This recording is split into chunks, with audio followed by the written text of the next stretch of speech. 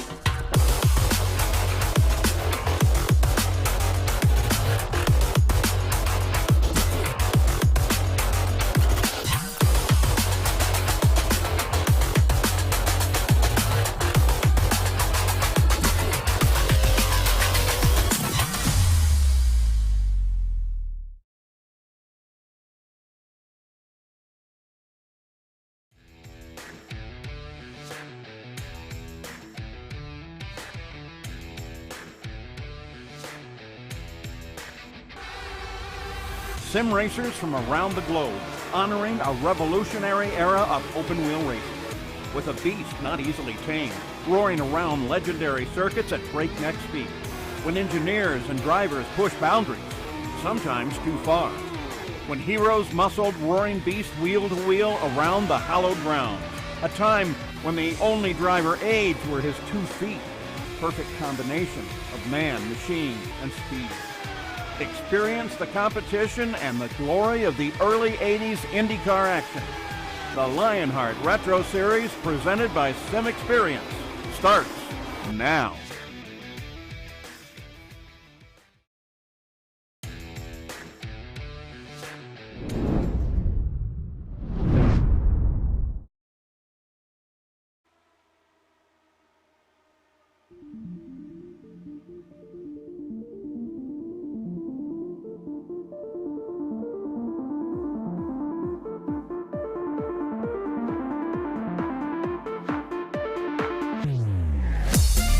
For the final time in 2021, the Lionheart Racing Series is ready to rumble. 2 champions have already been crowned, with history being made in both the Lionheart Speedway and IndyCar Series. And today, more history will be made as the Lionheart Retro Series writes its final chapter in 2021. 3 drivers are left standing, and while Matt Taylor has the points advantage, it is Aaron Morgan that is coming off back-to-back victories with the intention of stealing the championship from his teammate. It's time for a high-speed, adrenaline-filled double-point showdown in the Action City. This is Auto Club, and this is the HyperX Championship 250 at Auto Club. Hello and welcome back to racespottv for one final time for coverage of the 2021 Lionheart Retro Series. My name is Arjuna Kankipati, delighted to be joined in the racespottv commentary booth by the man behind the Lionheart Racing Series and their setups, Andrew Kinsella. You can follow along with live timing and scoring by heading to racespot.tv/timing to follow along thanks to our partners at ATVO. Let's dive straight into our HyperX pre-race show because the Lionheart Racing Series is powered by HyperX, makers of premier gaming gear like the legendary ultra-comfortable Cloud line of gaming headsets. Whatever you play, however you play, HyperX knows that we're all gamers. For more information on HyperX products, visit hyperxgaming.com and don't forget to use the promo code Lionheart15, that's LIONHRT15 for 15% off all orders. Andrew, this has been an incredible season, and this car just always puts on a show. The Lotus 79, very much designed to go racing around road courses around the world, but we've seen across of the finest road courses and some of the most interesting ovals that the globe has to offer. Some incredible racing, but it all comes down to this one final race, 250 miles on the board here in Auto Club. Arjuna, Auto Club has been the finale for Lionheart for a long time, and we've already had two scintillating races here in the other sister series to the Retro Series, but I think that in this car, on this track, this is going to be the spiciest of all the finales. We're seeing four-wide racing in practice here tonight before the race even starts, and we have three drivers who are primed to win this championship, but only one will walk away with that crown. It is going to be a fascinating race here today. It's a journey that started all the way at the start of March on the Sunshine State.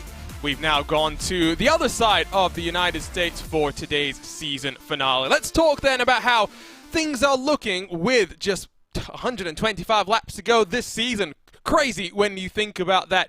Matt Taylor stole the championship lead about 6 races ago and has not looked back since then, but he's got a slender advantage over his teammate Aaron Morgan. Mike Rasmussen, last time he led the championship was back at Sonoma when he won the race in wine country, but he is now very much the outside man looking in. We'll have to try and hope that for Matt Taylor, for Aaron Morgan, there are troubles lying ahead. Also a very close battle between David Sirois, Michael O'Brien, and Chris Fowler for 4th. Chris Reagan, Richie Hearn, George Anzaldo, Alex Guyon complete the top 10 in these driver standings presented by the Sim Experience AccuForce Pro V2. Plenty of intrigue, of course, not just about the championship, but about the rest of the top 10, where plenty of prizes will be up for grabs. And leads quite nicely into our rookie standings presented by buttkicker, Andrew. And, well, when you're a rookie leading the overall championship, you're leading the rookie championship as well. And Matt Taylor has already locked this one in. It's been a great performance from him, but he's not necessarily a rookie in Lionheart competition. We've seen him across of all 3 of the Lionheart sanctioned competitions. Absolutely, Arjuna. He's probably the busiest rookie in history here. Almost 59 races now once he completes this final one here tonight, this season for Matt Taylor. He has been incredibly busy, and he's done incredibly well in these Lotus 79 cars. But that battle for 2nd, 3rd, 4th, that's still very, very close. As you mentioned, Chris Fowler, David Sirois, and Michael O'Brien, they're close for 4th, 5th, and 6th in the overall championship, and they're very, very close for 2nd, 3rd, and 4th in the rookie standings. So there's a lot of pride on the line here for a lot of these drivers here tonight. And it should be noted as well that we only have about 22 cars in the race as things stand. There's plenty of time before we get into qualifying with 5 minutes to go till that marker for things to change around. But it means the minimum points that one driver would score is 44. And when you include the drop weeks, not all of the 18 rounds count towards the championships. For both the rookie and the drivers' championships, things are very much still up in the air. We'll try and keep you abreast of all the latest updates in that point situations with our wonderful live timing and points graphics brought to us by ATVO. Here's a look then at your team standings presented by, well, HyperX and domination for Avatar Auto Racing, and that's because all three of their drivers, Andrew, sit in the top 5 in the points. Incredible the run that we've seen. We've seen them being 1, 2, and 3 in points in various different races as well. Matt Taylor and Aaron Morgan, the teammates though, now are going to be fighting for the championship amongst themselves. It was close between Lavoie Motorsports, HyperX Racing, and Graphics LC a couple of rounds ago. Not so close anymore, but Lavoie Motorsports very much needs a good finish to the season to secure second in the championship, and we know that's a team that came into this championship known for road course pedigree. They've become very quick on the ovals as well. Absolutely. It's been an absolutely dominant season from Avatar Autosports, if I'm going to be honest here, Arjuna. They've done everything that they've needed to do, wrapped up the championship in the team standings well before this final round here.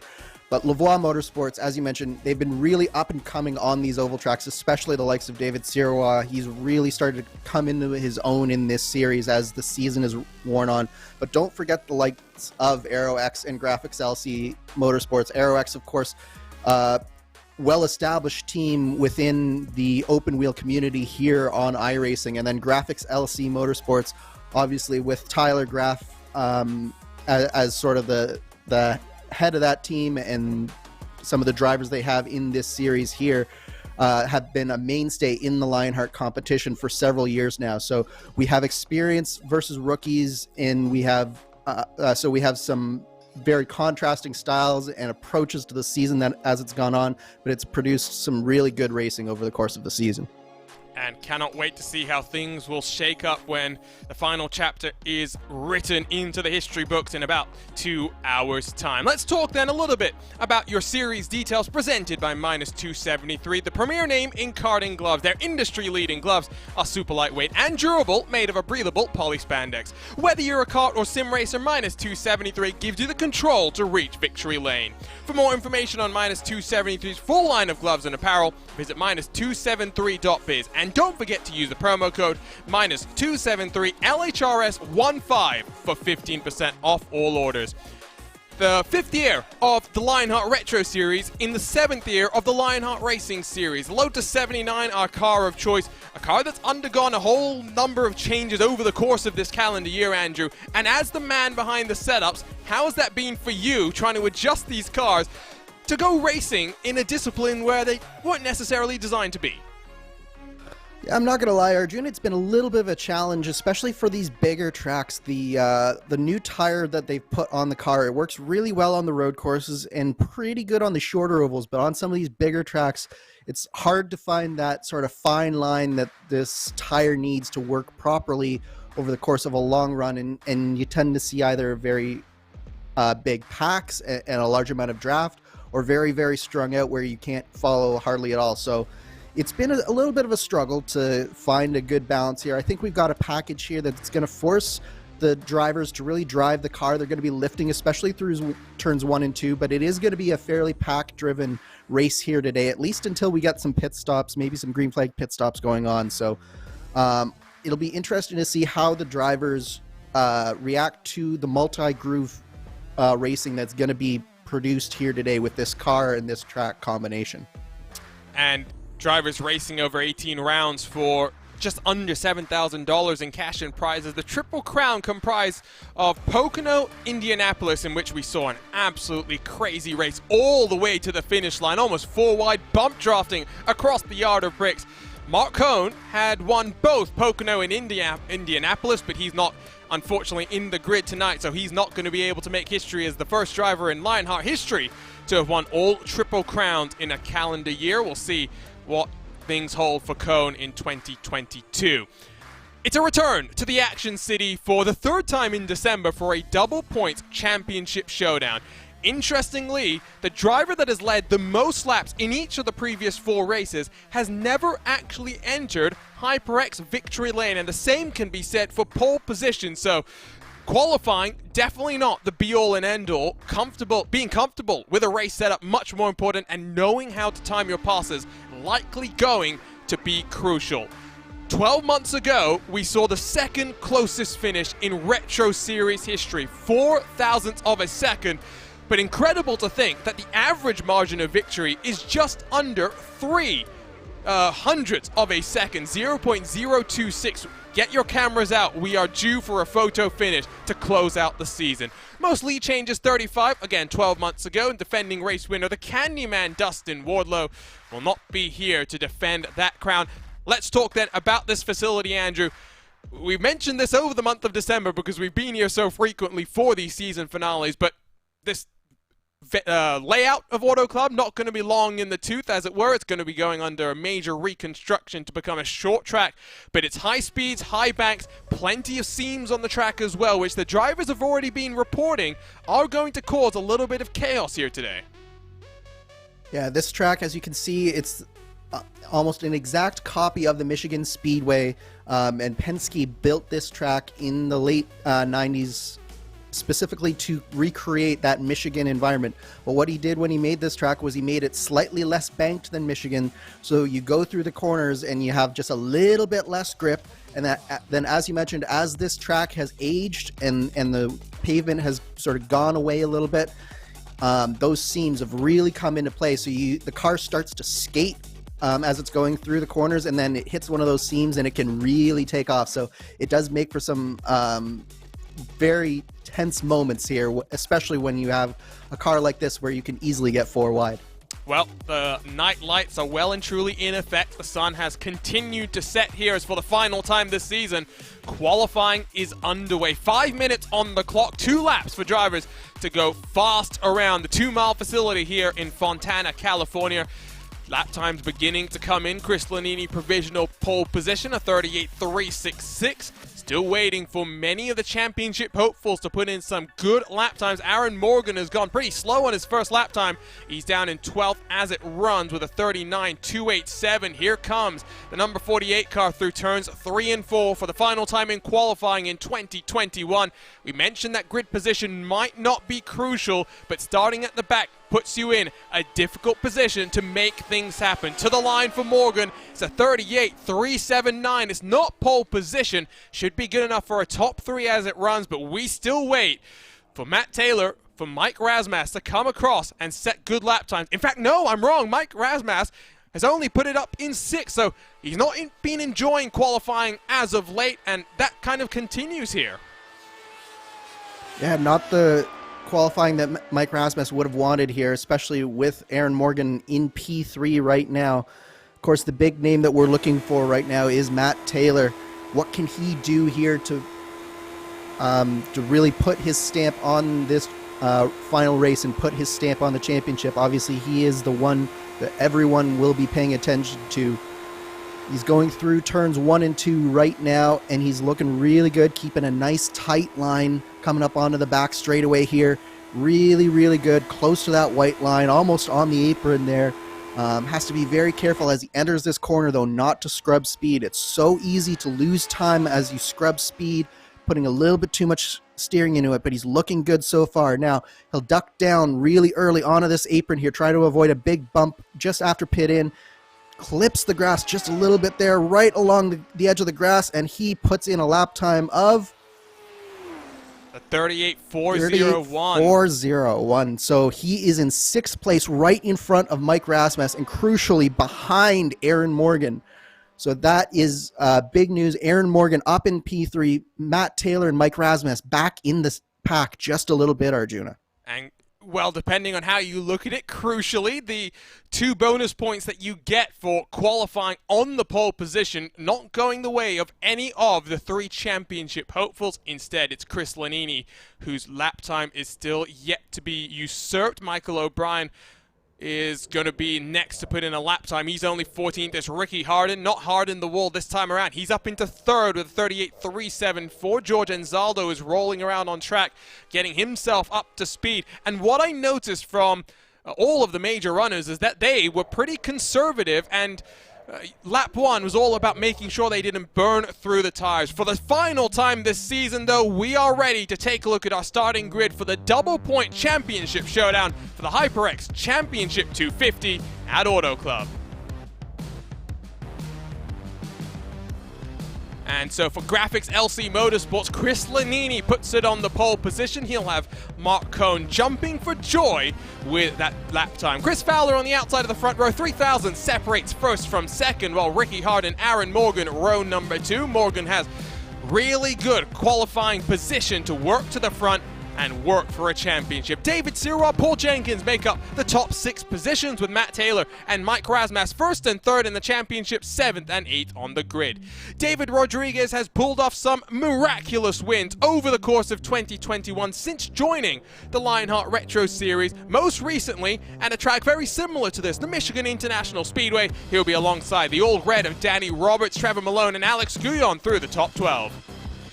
Craig Forsyth and Michael O'Brien, 1/10 separating the top 14 cars, with DJ Clark in 15th, Robert Mike 16th, Isaac Snyder the final car to set a qualifying lap time in the pink and blue number 13. Nick DeGroot in 18th, the first car with no lap time on the board. You'll be joined by a whole bunch of cars for company: Georgian Zelda, Covey Moore, Mike Rigney, Christopher Reagan, Richie Hearn, the 23 cars in our grid. Plenty of cars not setting any qualifying lap times for the final time this season. Well, there is palpable tension here. It is a championship tension as well. 125 laps left to go. We will crown our 3rd and final champion in the Lionheart Racing Series in 2021. The Lotus 79s know how to put on a show.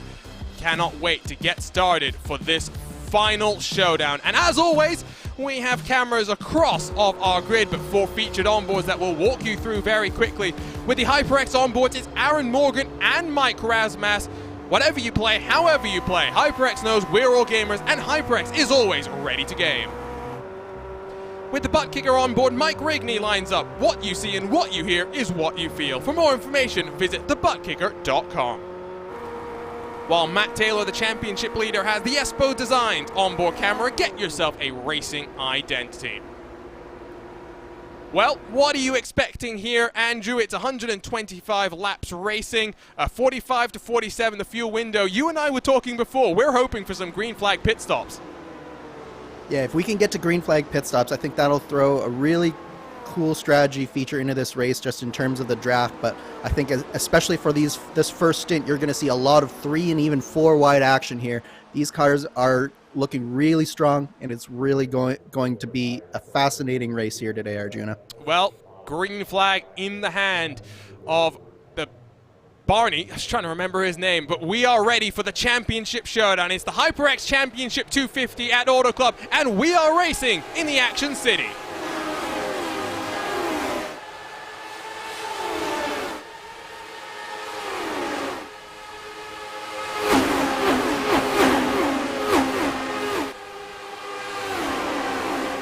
It's 3 wide for the lead. Here comes Chris Fowler building his momentum up on the outside line. Mike Razmas behind is diving down to the inside through the back straightaway, 3 abreast, almost 2 rows deep if you look back in the pack. A good clean start, Andrew, but it's still the pole sitter that leads the way out of turn number 4.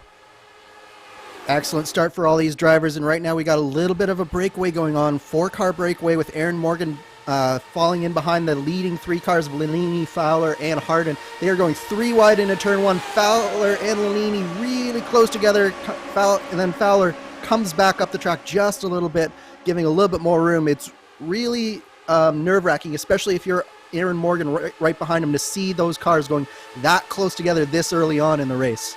Matt Taylor, stuck in 8th position, has lost a bit of ground here on the start, but he knows it's about making sure he gets to the end, about making sure that he puts himself in position to win the championship. He is in control of his own destiny. Meanwhile, his teammate and championship rival out front is already coming under fire from Mike Razmas, and it's kind of what we've seen from Matt Taylor across of the 3 Lionheart competitions, Andrew, is that at the start of the race, maybe he's just getting into the groove, getting comfortable with what the track has to offer, and then as it rubbers in, as the pace starts to build on up, that's when we see Taylor moving his way to the front.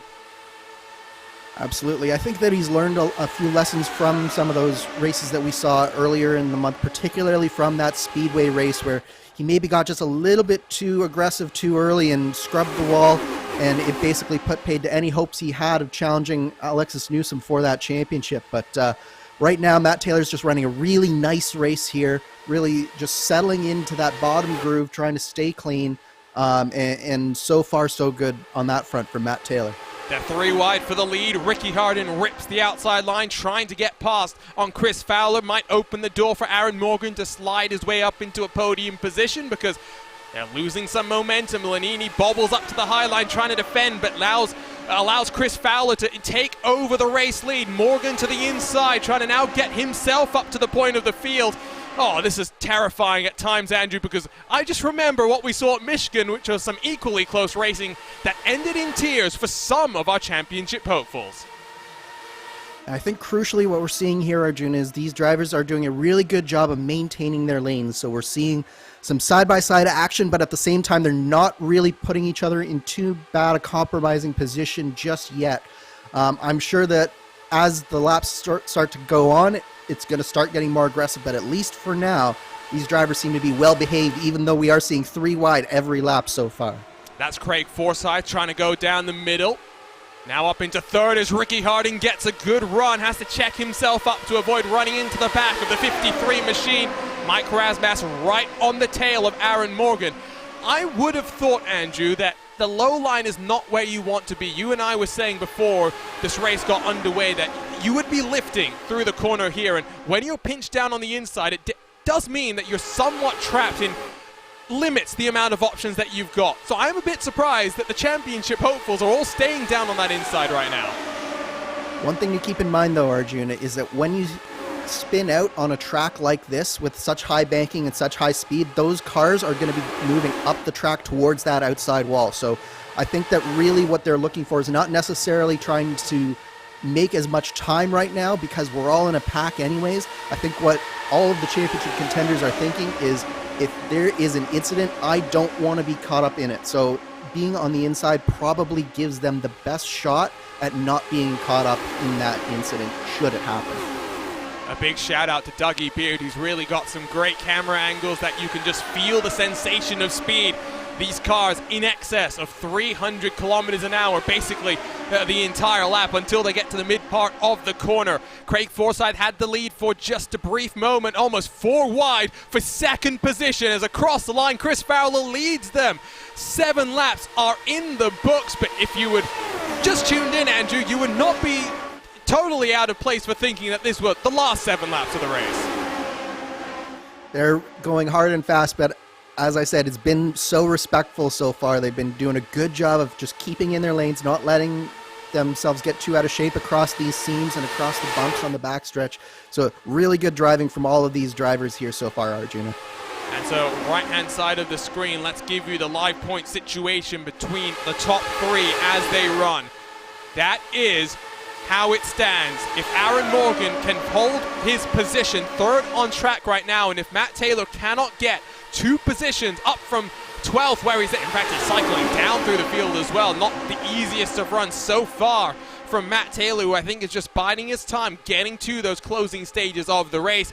The championship is swinging in the favor of the number 48 car, who has not led the championship at all. It doesn't matter though, you don't have to lead the championship at all unless it's at the very end when you walk out of the season with the trophy in your hand.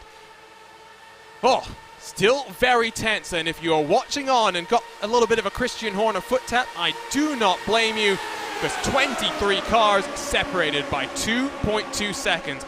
And when we talk about green flag pit stops, I'm going to knock on the wood and hope I'm not putting the commentator's curse down here, Andrew, but it's going to be interesting to see who can get onto the pit lane, into their box, and roll themselves back onto track with the least danger and also being the quickest, because they don't necessarily go hand in hand with one another.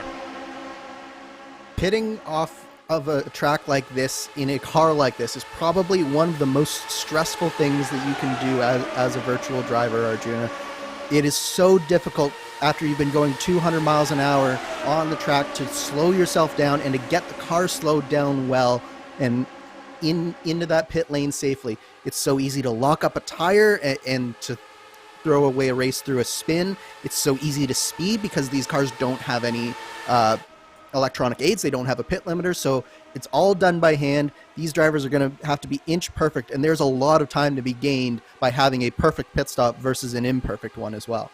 Well, there's a couple of drivers that don't want to have to wait around for that pit cycle to try and make some positions come their way. Craig Forsyth already up double digits into second spot as he's side by side for the race lead. Also up double digits is Robert Mike, so I don't think put in a great qualifying lap time by his own means. A couple of cars being quite conservative. David Rodriguez, who we saw really making the fuel mileage work for him at Michigan. He's down in 16th, -7 from where he started.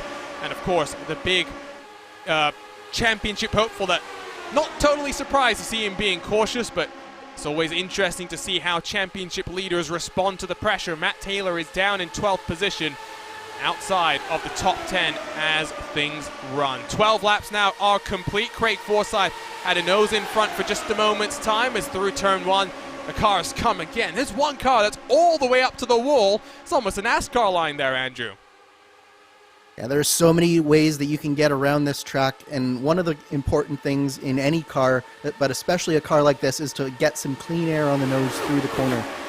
One thing we haven't really talked about too much so far is the weather here today, and we've got a strong crosswind that's helping the cars out a lot through turn 4 especially.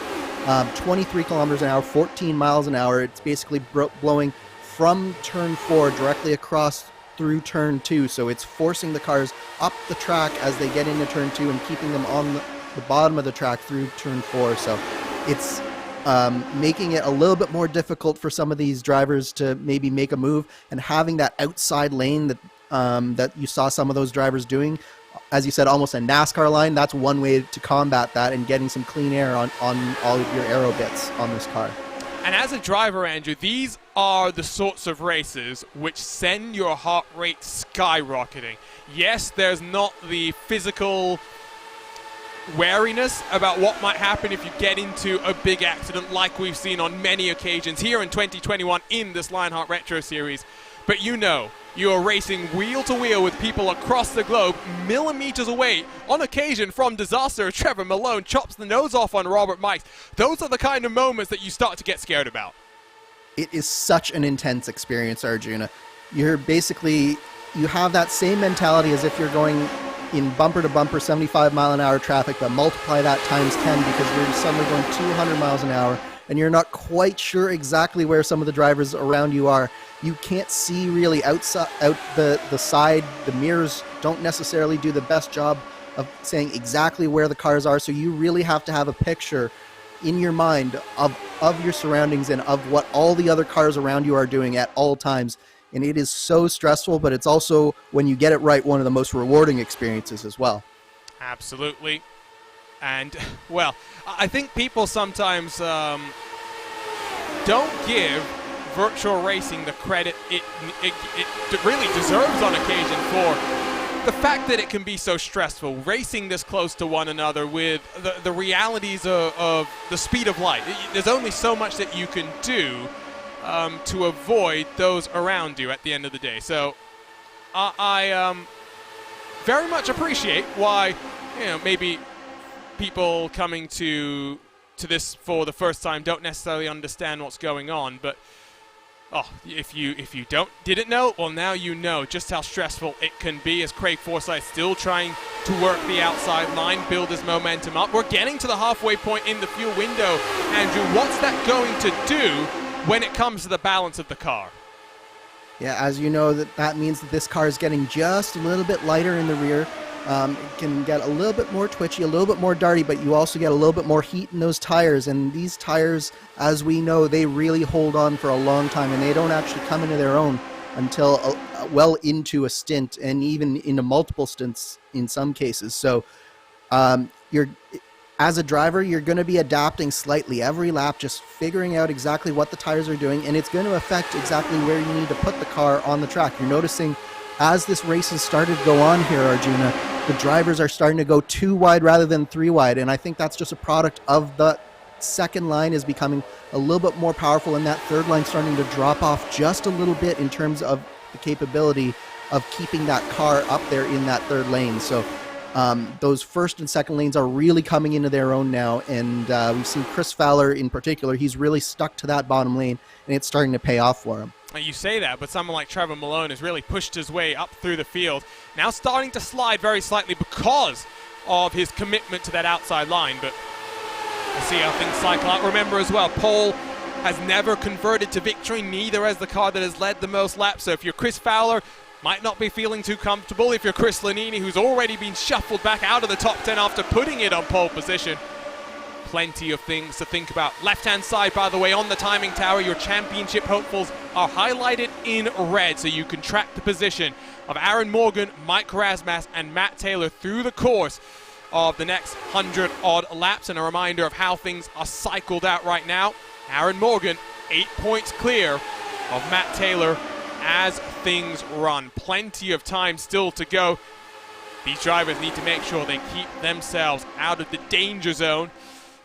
Phrase that we hear all too often across of so many different series across of the world. It is starting to calm down very slightly, but when you say something like that, you almost know as a commentator, Andrew, things are going to get more frenetic.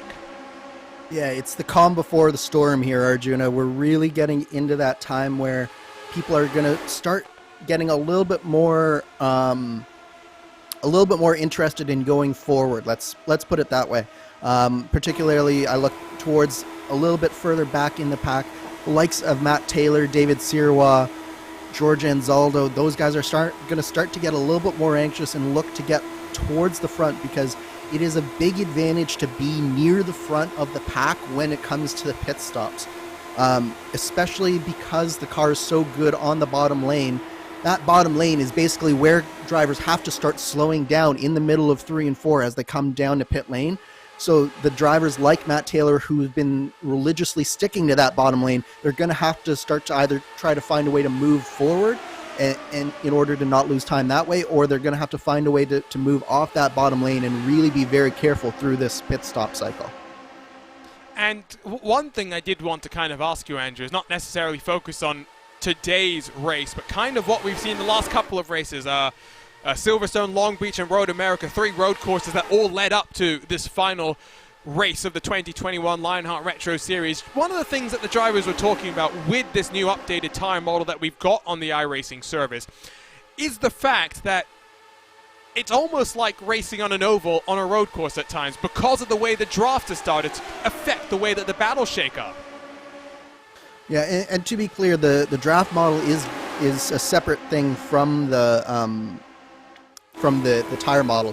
However, one thing that I have heard from a number of people is that through the course of this COVID pandemic and maybe some drivers coming in from the real world, iRacing has had feedback from a number of different locations, including real world drivers, and they've really done a good job of reshaping their aero model and their draft model to sort of fit what a more realistic draft would look like. So that's one of the things that I think we're seeing from not only this type of oval racing that we're seeing right now, but as you mentioned, on those road courses, because you talk to a real world driver and you know that they're getting affected by that aerodynamics 1, 2.5, sometimes even 3 seconds back in an Indy car. So I think that iRacing itself is taking a huge step forward in terms of having a much more realistic draft model now. It's the nature of iRacing, 4 distinct seasons, 4 unique updates that come across a calendar year, all bring their own little spices and surprises. Most recently, of course, we had updates to Watkins Glen, for example, a track that I have no doubt we'll be visiting next year in both the Retro Series and the IndyCar Series. We got, of course, the wonderful new, you've got to give it its proper title, the Mercedes-AMG Petronas Formula One team vehicle, the Mercedes W12 World Constructors winning car that's just finished up its 2021 season in the real world. It's brought a lot of intrigue to iRacing from so many different walks of life as David Rodriguez bobbles down the track, and whoa, that's an unsafe rejoin if I've ever seen one. That was a spicy moment. That's the only word that I can use to describe that, Arjuna. David Rodriguez came back right in the middle there, and I'm not sure who that was behind him, but did a fantastic job of avoiding a potential issue there. It looks like it may have even been a hardware problem on his end, because he came off the track and then he was going down the apron there, and it just sort of shot back up the track. But I think that was Michael O'Brien right behind him that did a fantastic job avoiding disaster there. And yeah, it took Rodriguez almost half a lap to get back into the gas and really start going again. So I'm wondering if he had some sort of pedal failure that prevented him from. That's quite possible. Yes. It seemed like he was still up to speed, at least initially. Seems like either maybe he's in the VR and, you know, his headset died, something that our own teammate Brian Carey is all too familiar with. It could have also been just a monitor that's gone black. I've seen that even at the top levels of sim racing. But what it does mean, David Rodriguez, 12 seconds off the pack all by himself. He needs a caution to come and help him out if he wants to close off 2021 with a victory here in the Lionheart Retro Series. Believe it was Alex Gouillon, the Lavoie Motorsports 08 car, that managed to recognize that Rodriguez was coming back up the track and slid his way to the right-hand side. Michael O'Brien had to get hard onto the anchors to slow himself down in time as well.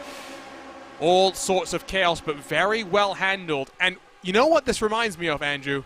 Is the race that we saw at Indianapolis, the Indy 250, where we went green for almost 95% of the race. We had one caution about a third, or even a third of three-quarters, I should say, of the distance into the race. But the first 60% of the race, exceptionally clean, almost reminiscent of what we're seeing here.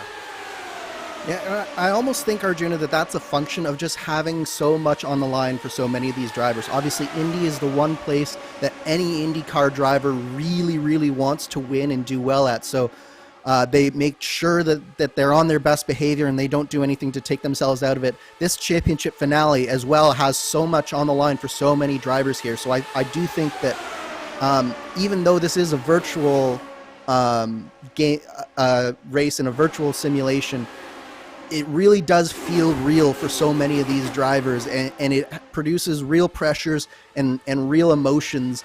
And I think that's what you're seeing here today, is just that real desire to come out on top is keeping them from doing anything too dangerous and putting themselves in danger so far in this race. Well, speaking of staying out of danger, we're on board with the championship leader, Matt Taylor, who is all the way back in 13th position, has dropped outside of the top 10 as we ride on board with the Espo Design onboard camera.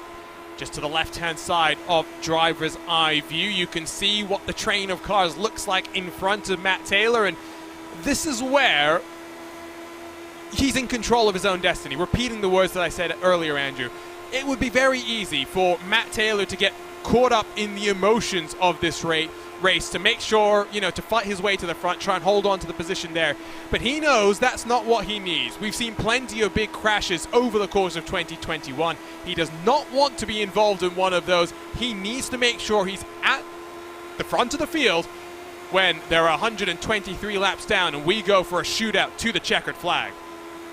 I think discipline is the right word for Matt Taylor's drive so far today. He's been right on that bottom lane and just sort of let the race happen. Once he got to that bottom lane, it looks like he feels really comfortable there, and he just sort of gives that air of letting this race sort of come to him just a little bit. And we've seen, again, as you mentioned, he's made some mistakes just by being maybe a little bit too aggressive, maybe not disciplined enough. This has been a very disciplined race so far, so I've been very impressed so far with what Matt Taylor's doing. Even though he is sort of back in the pack right now, as we see, he's not even a second back of the leader. He's well within this fight as the laps sort of wind down here. About 11 laps away from the pit window opening. We'll wait and see who's onto the pit lane first, but surely it would be Chris Fowler, who continues to lead the way.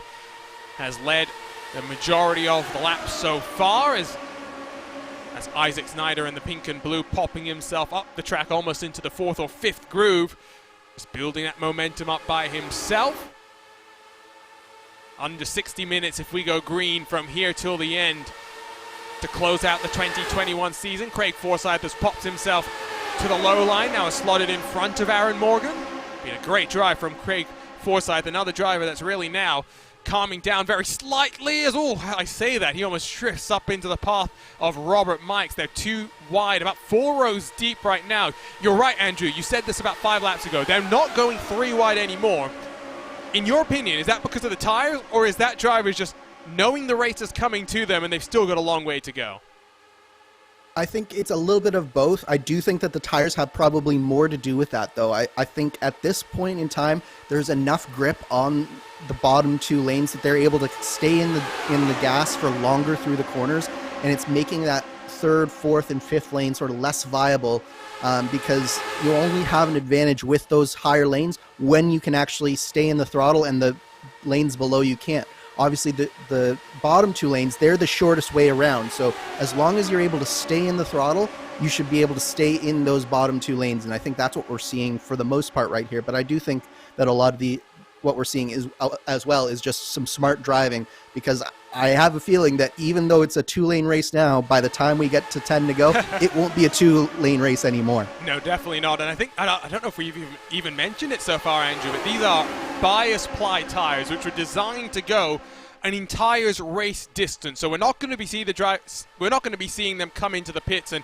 get a fresh set of boots. Instead, it's about making sure that even if you don't wear them out so much as compared to other cars, just driving within the limits of the tires so you still have plenty to play with in those final laps of this race.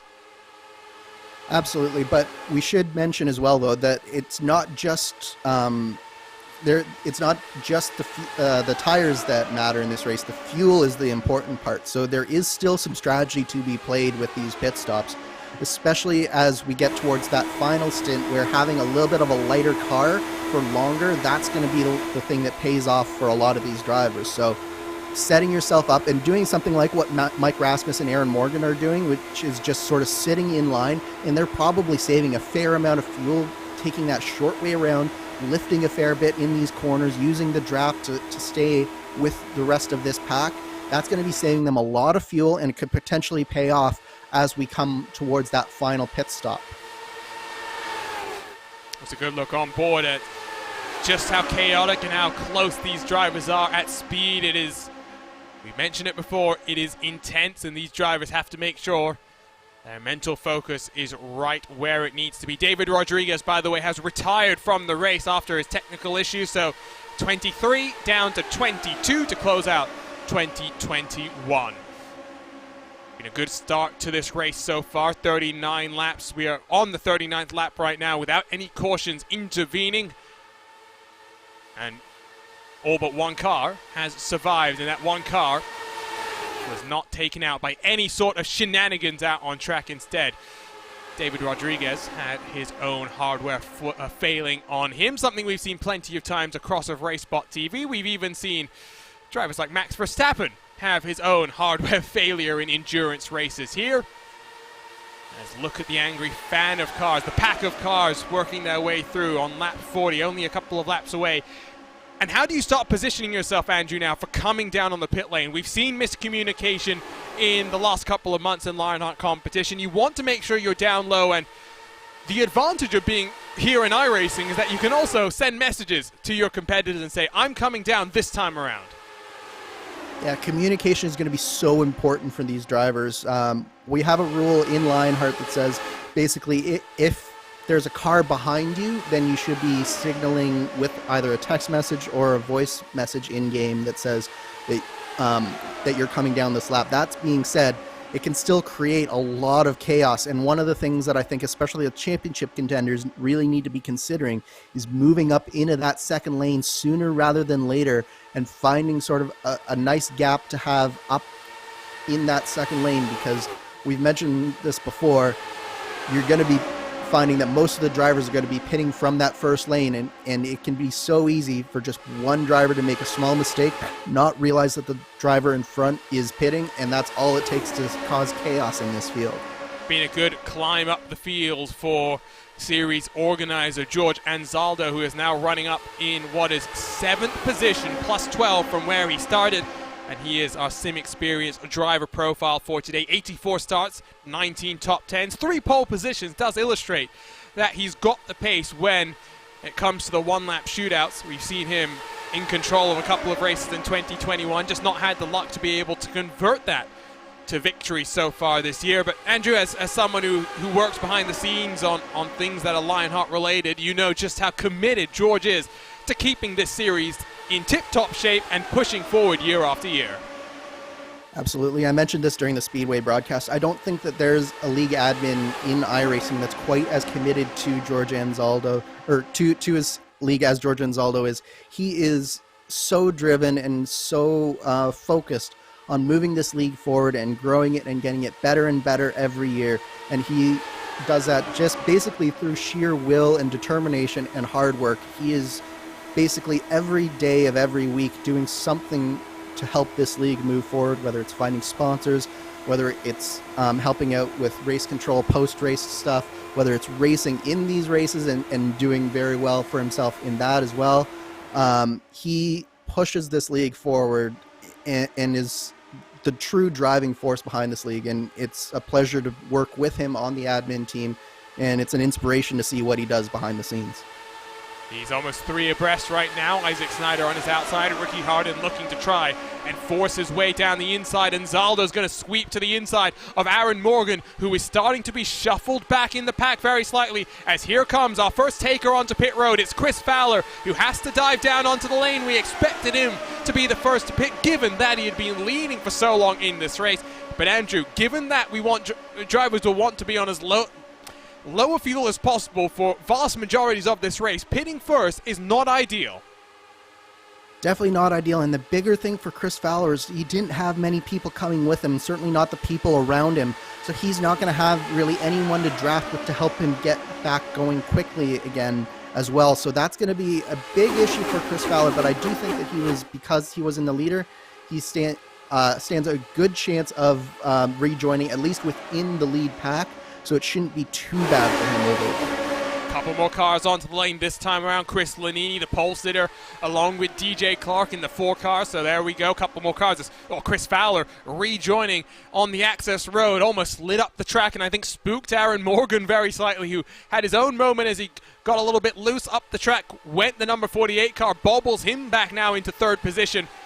Getting racy on track, but this is what we expect, because these are the crucial times. If we go green from here to the end, this may be the cycle that determines how things shake up. Going to be a busy entry this time around. A whole heap of cars coming on down, about 10 or so, as Isaac Snyder almost locks up himself as he comes down into pit lane. It's Forsyth, Mikes, and Zaldo, Jenkins, Snyder. Too many cars to list off now. Yeah, nearly half the field down this lap, Arjuna, and it was actually a really good entry for these cars. No chaos, which is a little bit surprising, to be quite honest, because it is, again, so easy to make a mistake getting on a pit road here. That transition is not an easy thing to do, and these drivers handled it really well.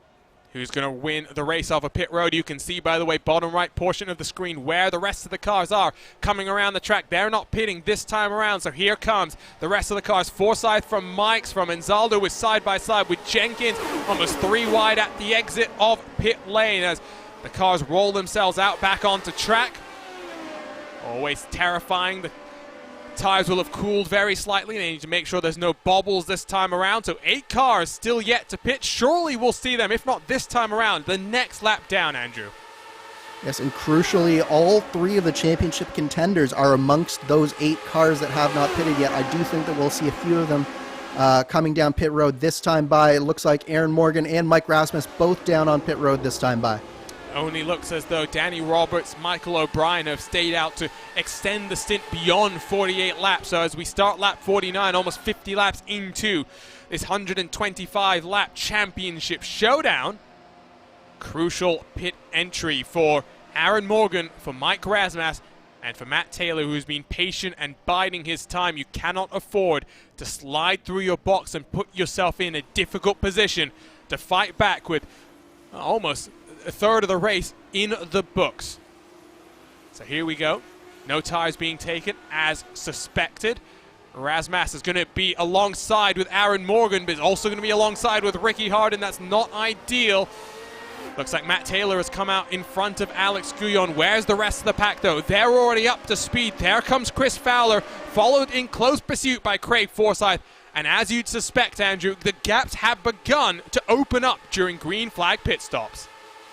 But crucially, Aaron Morgan and Mike Rasmus both in the draft of those two leading cars right now. Ricky Harden trying to go with them, and I don't know whether it looks like it. Who is that? That is Isaac Snyder, I believe. We'll cycle out to be 5th position. I don't know whether they're going to be able to go with them. So right now, there could very well be a breakaway of 4 or 5 cars here as we start this next cycle in these pit stops, or after these pit stops. But there's no gap which is larger than give or take about 1 second, Andrew. So do you think that these cars could get packed up once more, or has the gap been opened up sufficiently for the front 3 or 4 to start building up that gap and trying to break away? So the problem right now is that Ricky Harden is really much closer to the leading 4 than the cars behind him are to him. So there's a very good chance that Ricky Harden is going to be able to break the draft to David Sirwa, Michael O'Brien, and Bobby Mikas, and that's where that break is going to happen. And then again after that, looking at I believe it's Michael O'Brien, there's another gap to Bobby Mikas, although that's not as big as the rest, but I think that there is enough that Harden is going to be able to get that draft, get up to these leading 4, and he has, I think, at this point, broken the draft to David Sirwa.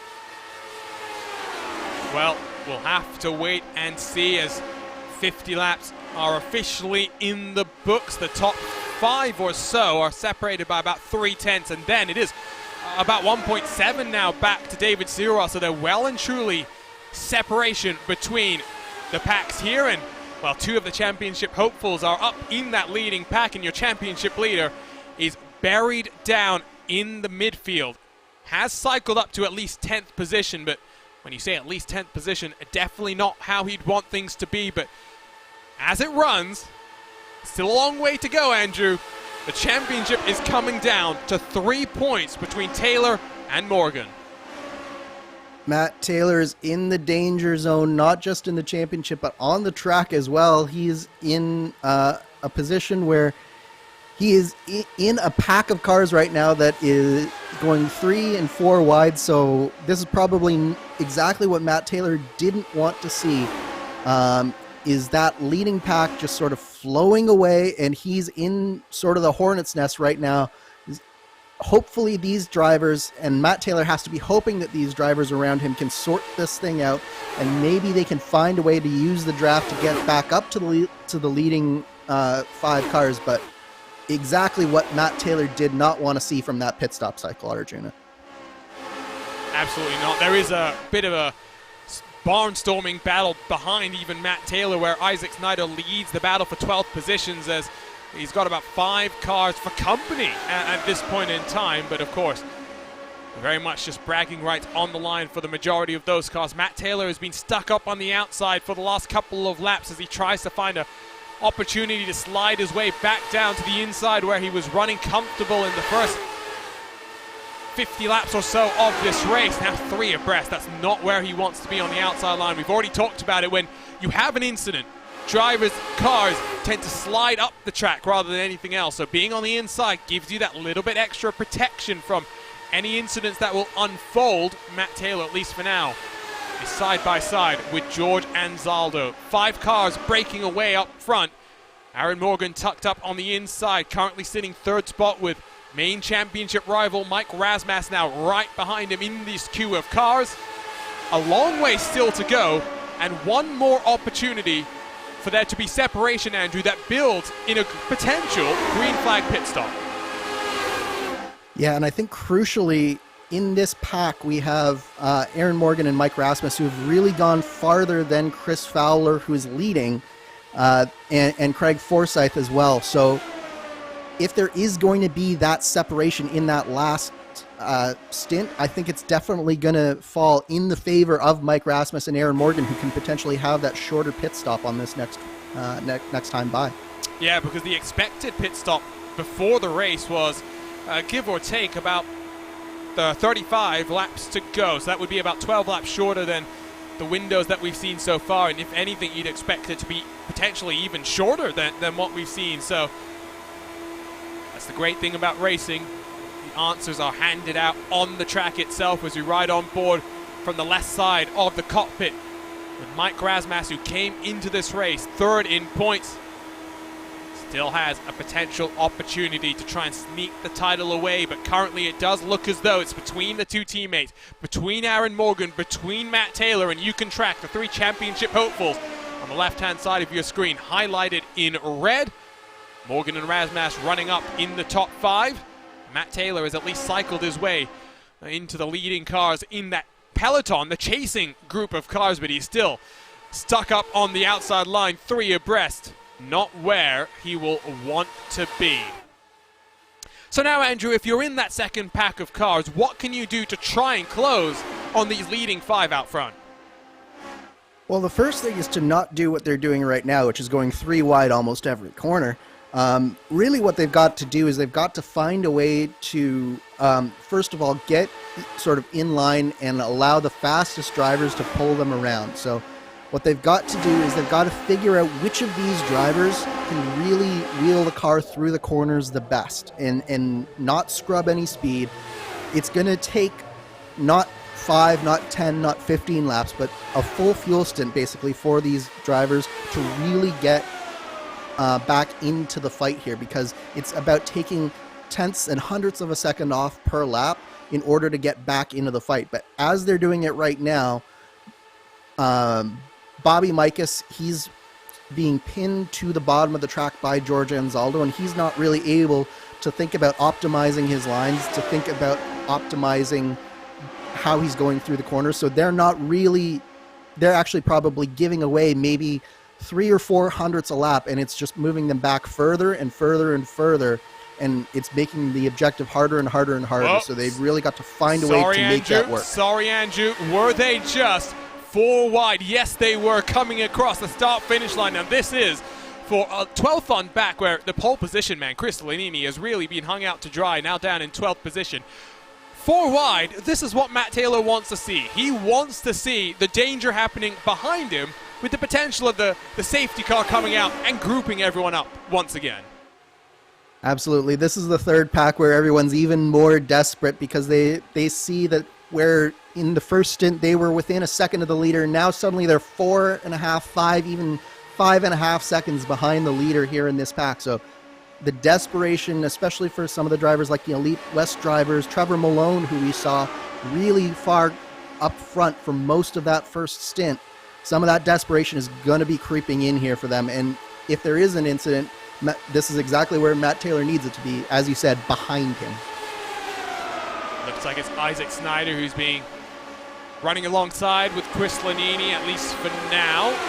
Paul Jenkins will try and slide down the inside of the pink and blue. One other thing to just note is you're not allowed to dive below the white line in Lionheart competition unless it's on the last lap of the race, Andrew. And that's something we saw come into play in the Lionheart IndyCar Series when they went racing at the Michigan International Speedway, where Adam Blocker waited until the final lap of the race to dive to the inside and win the second Triple Crown of the season.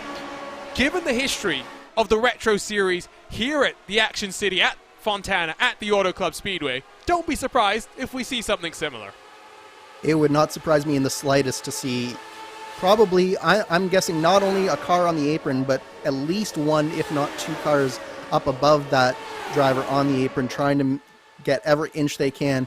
Because one of the things about going to the apron is it shortens up the distance, but it can also, if you hit it wrong, actually slow you down a little bit, because it is quite the transition here at Auto Club. It's definitely not as smooth as you get at a place like Michigan. So it'll be really interesting to see once we get to that final lap how these drivers treat it. But it is, again, only on that last lap in that drag race to the checkered flag, coming off of 4 on the last lap. So it'll be very interesting to see how these drivers treat that final lap once we get there. But we've still got a lot of racing to go. We're almost coming up to the halfway point here. Yeah, we're almost there. But I will say, full credit to the drivers.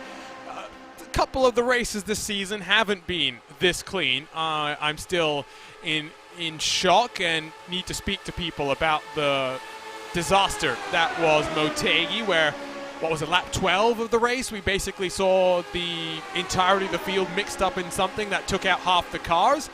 We saw big ones at Michigan as well that Race Control took a close look at and had, I'm sure, a really difficult time trying to assign responsibility, not assign blame, but assign responsibility, because very similar racing to what we see here, Andrew, where it's not necessarily one driver's fault for instigating an incident. They're not trying to cause a big crash, but when the speeds are this high and the margins are so small, things happen, and ultimately that's what Race Control has to do, is figure out who was the most responsible for what happened. Yeah, it's a fine balance between assigning blame and really sort of policing standards and really forcing the drivers to think about what they're doing beforehand. And I think what we've seen here today is that really the drivers who are here today are doing an excellent job of thinking not just about 100 feet down the road, but the next lap, the next stint, and they're really planning out all of their moves. They're not making sudden moves. They're not going in different directions at the same time. They're not crowding each other. They're really doing a good job of just maintaining their lane, letting the race come to them, and realizing that this is a long, long race that they have to get through in order to be even close to winning it. Matt Taylor has dropped to the tail end of the second grouping of cars. That affects the championship situation pretty significantly, because it's 1 point that separates Morgan from Taylor, and that's partially because Ricky Harden on the outside line has managed to get himself a nose in front. So it is still anyone's game, and if Taylor and Morgan get mixed up in any sort of shenanigans of their own, don't be surprised if there's someone there to pick up the pieces. The 68 car of Mike Grasmas will be very happy to take back the championship lead and the championship away, as it's now a 5-point swing in the favor of Morgan. It's going back and forth all the time though, so it gives you an indication of just how much is on the line here for every position that Morgan and Taylor gain out on track. Morgan is fighting, of course, with Ricky Harding. We're seeing that right now. Matt Taylor has managed to work his way up into 9th position, where he does at least have a teammate for company in Michael O'Brien. But look at the momentum that Taylor was able to build up on the outside line. 3 abreast, back up into 7th position.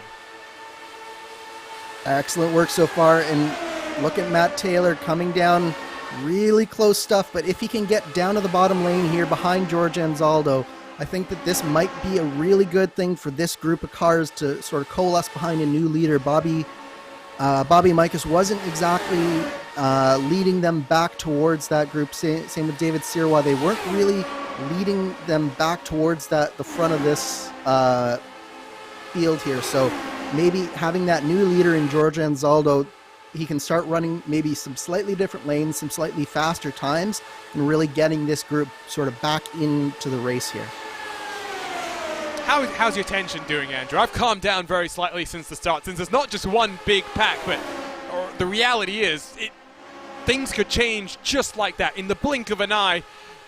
And Matt Taylor's 3 wide and in the middle right now. Surely he's starting to get stressed. I'm sure Matt Taylor is really starting to sweat it out here, but he is doing as basically as good as he can do right now with the hand that's been dealt to him. He can go 1 position higher by the end of this race, and he's in 6th place. So that will basically force, if I'm not mistaken, Aaron Morgan to win this race if Matt Taylor can finish 6th. So it's definitely, even if they can't get back up to that leading group, all is still not lost for Matt Taylor, because we definitely still have a long way to go in this race. So the tension is rising, but I still think it's under control for Matt. 55 laps to go in the 2021 Lionheart Retro Series. It is the HyperX Championship 250 at Auto Club, and the championship is down to single digits between 2 drivers, Aaron Morgan and Matt Taylor. Don't go anywhere. We'll be back with the final chapter of the Lionheart Retro Series in 2021 right after this.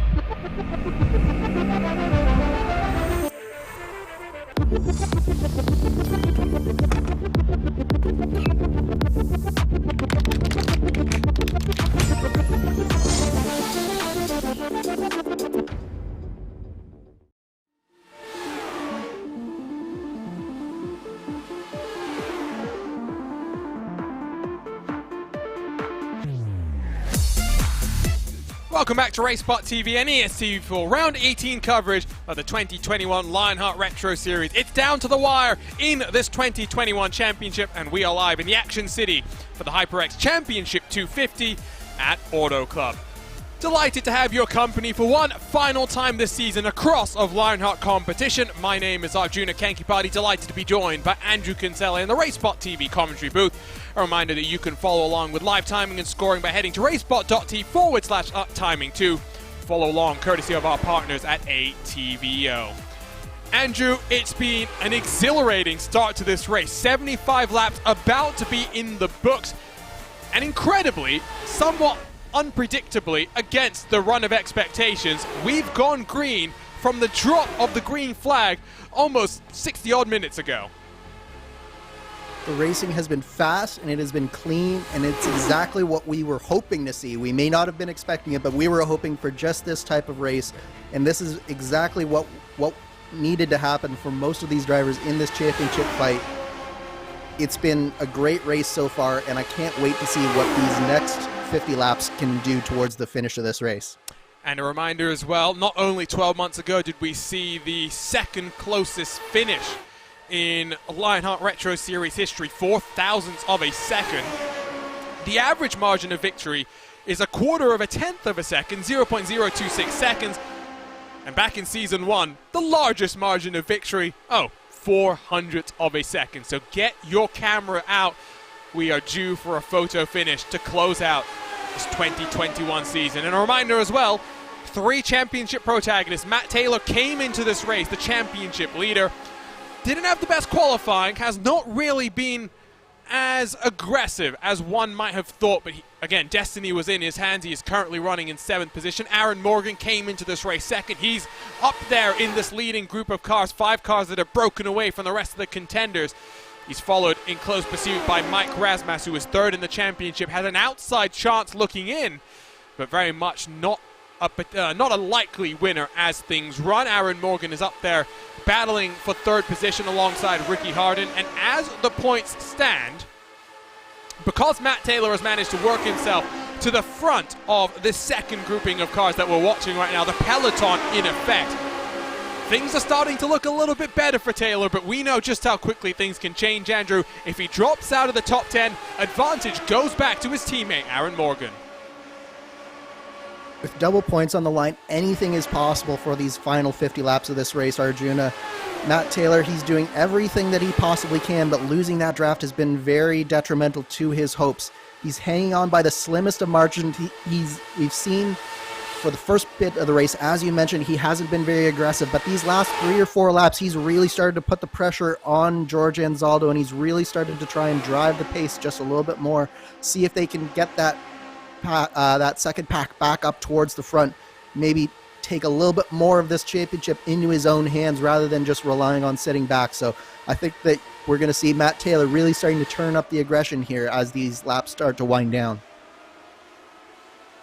You can see it's about a 6-car train from 6th on back. Anzaldo and Taylor at the front, at least for the time being. They've got David Sirois pinched down to the inside with Michael O'Brien not too far behind. Of course, O'Brien and Matt Taylor teammates, but don't necessarily expect too much assistance, Matt, because of course Michael O'Brien doesn't want to fall out of favor of Aaron Morgan III of the Avatar Auto Racing trio in what has been a dominant year for Avatar Auto Racing, already having secured our team championship presented by HyperX. A bit of movement up front as well. Looks as though, at least for the time being, it's now Mike Rasmus who is side by side alongside with Ricky Harden, but Harden gets the momentum down the back straightaway as they build that speed up into the entry of turn number 3.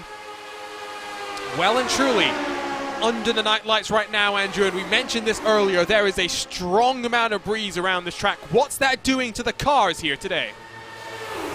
Yeah, so as we mentioned before, what it's doing is it's really allowing the car to stay near the bottom of the track through turn 4 especially, and it's really helping the handling through there. But through this section of the track, turn 2 especially, it's forcing the car to go up the track just a little bit. Most of these drivers, especially back in the pack, are lifting just a little bit, especially through that apex of turn 2 there. And it's really forcing them to drive this car a lot, even though they're in these sort of packs. They're doing a lot of driving, both with the steering wheel and with their left and right foot. Good view for our flag man, who's not had too much to do since he dropped the green flag. Hopefully the next thing he has to do is wave the white for that final 2-mile dash to the checkered flag to close out the season. But that is not guaranteed. Very similar to, of course, what we saw earlier this year, the second of the Triple Crown races, the Indy 250, which had a 4-wide finish, bump drafting to the line. It was Mark Cohn that took the checkered flag. Movers and shakers, left-hand side of your screen, you can see Craig Forsyth dueling it out for the race lead, up 11 places from where he started. George Anzaldo plus 13, the biggest mover on the day so far. In terms of big losers, looks like Chris Lanini is going to continue the trend of pole position, missing out on any sort of a victory here today. He's down in 16th, minus 15 to his name so far. Now the question really will be, Andrew, we talked about the fuel for Chris Fowler. The driver that has led the most laps has never won here at Auto Club to close out the season. Given that we expect Fowler to have a slightly longer stop, given that we expect him to be on lower fuel for less time in the race so far, it's not looking good for the 20 car either. It's not looking good, but it's not looking terrible either. He does have that big gap between that first pack and the second pack. As long as he can do what he did on that first stint and come out with enough of a draft to get into that lead pack, I do think he does still have a decent chance at it. But I do think he is a little bit behind the 8 ball just because he is going to have to take on more fuel on this last stop and really make sure that he saves enough to get to the end, whereas all of these other drivers are really going to be flat out here. So he should be okay on fuel, but it's really that time on pit lane that's going to be killer for him. This time by the line, it is 40 laps to go in not just this race, but the final race of the season, the race to the checkered flag, as pit road going to be busy right a little bit earlier than scheduled. We've got cars onto pit lane, and the big surprise is Matt Taylor is joined by the Lavoie Motorsports duo of David Sirois and Alex Guyon. We were just talking about wanting to be on lower fuel over the course of the race. Matt Taylor down onto lane already, Andrew. Yeah, it is definitely a bit of a surprise seeing Matt Taylor do this, but I do think that what he's trying to do here is he's trying to figure out a way to break the draft with that pack and really use the cars around him to get further up. So he probably didn't do an entire fuel load there. So he's going to spend the right amount of time on pit lane that he otherwise would have, but what it's going to allow him to do is, especially with David Sirois going out in front of him, it's going to allow him to have that draft, and he's going to come out right in another pack of cars. So having that draft and getting up to speed quicker is going to be very, very important for Matt Taylor here. So I think it could work out, but it is definitely, I think, a little bit more of a difficult path forward for Matt Taylor from here. In terms of track position, it's put him right back where he started, basically, because that's Anzaldo battling it out with the number 17 just behind. So for Taylor, he's actually not too close to David Sirois, who really had a great cycle on the lane.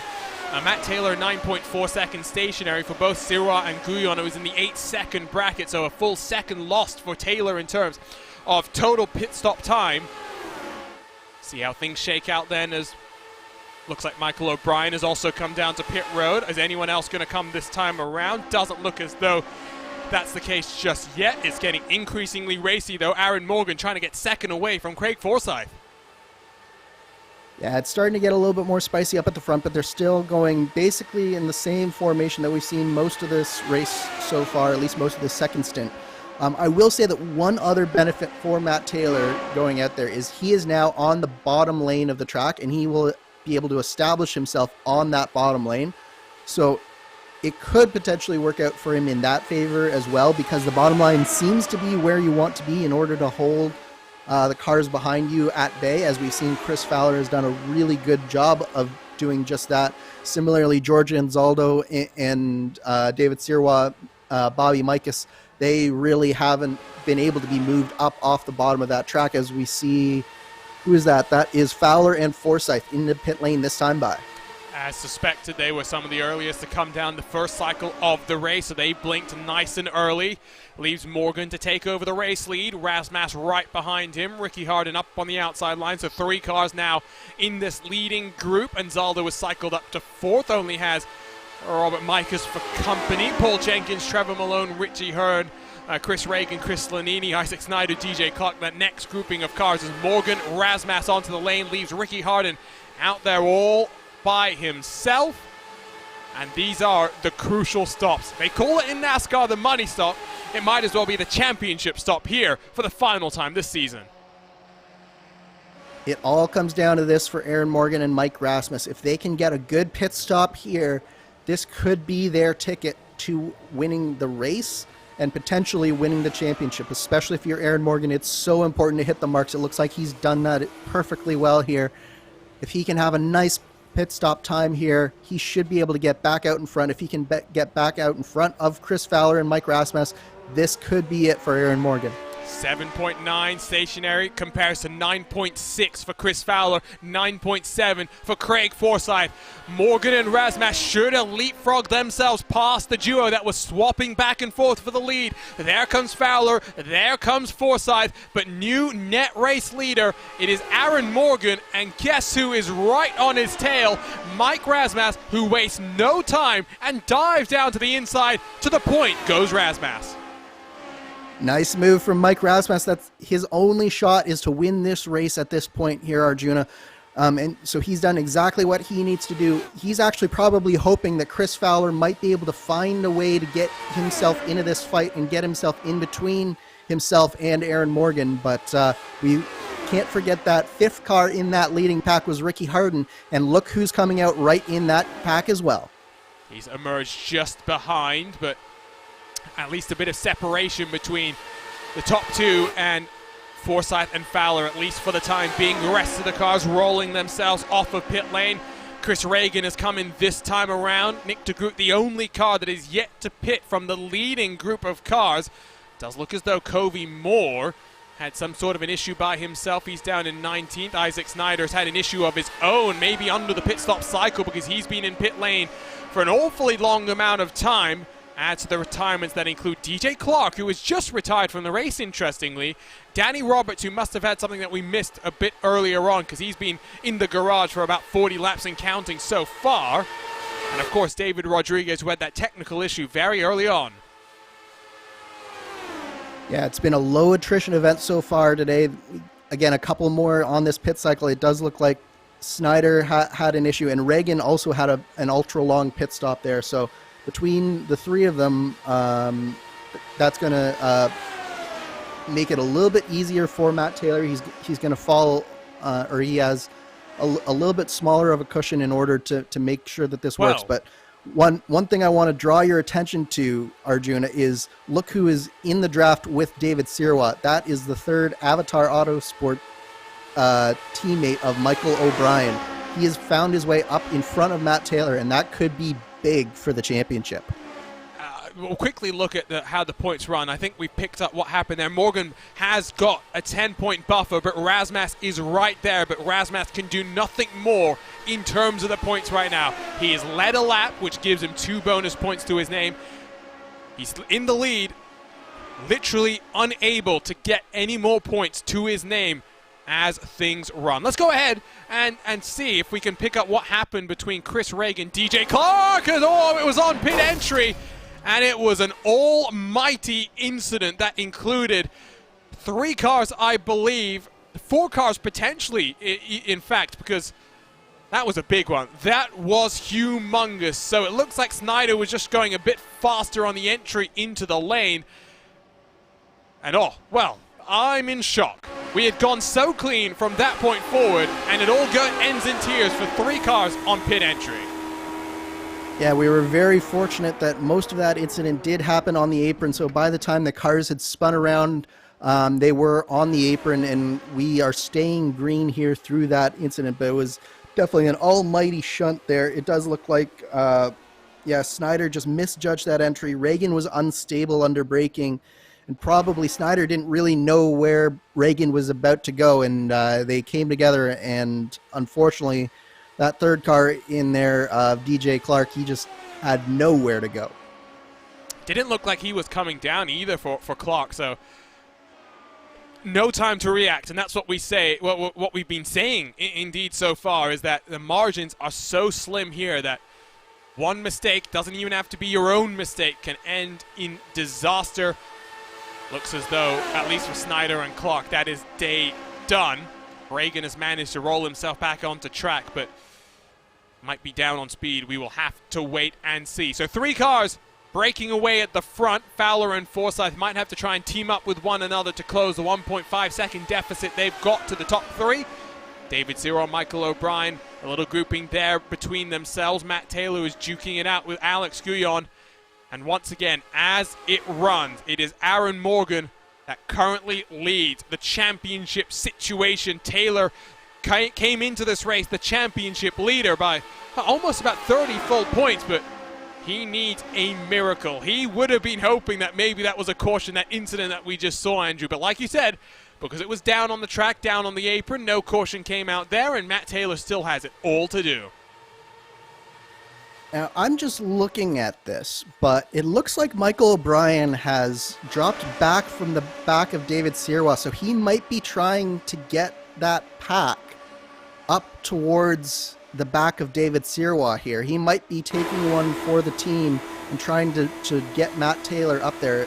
I'm not seeing any damage on O'Brien that would be causing him to drop back, so he's pulling out now, but definitely a strange one from O'Brien.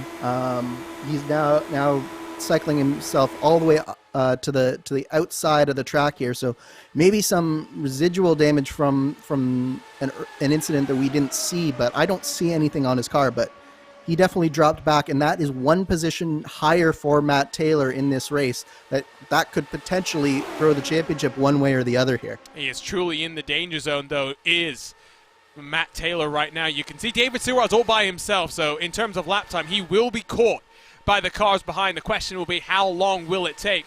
This time around, 25 laps to go, 50 miles left here at the HyperX Championship 250 at Auto Club.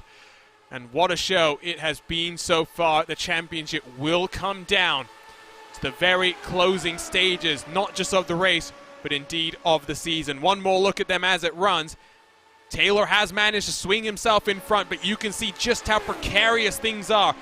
Aaron Morgan needs to make sure he wins this race, because it cycles in his favor when he's in the lead of the race. It cycles back in Taylor's favor when Morgan gets shuffled back. The thing that Morgan cannot afford here is to be shuffled back to third position. Absolutely. Once Morgan gets to third position, all bets are off at that point. And it looks like the 3 cars in the lead right now, they are fighting tooth and nail between all 3 of them.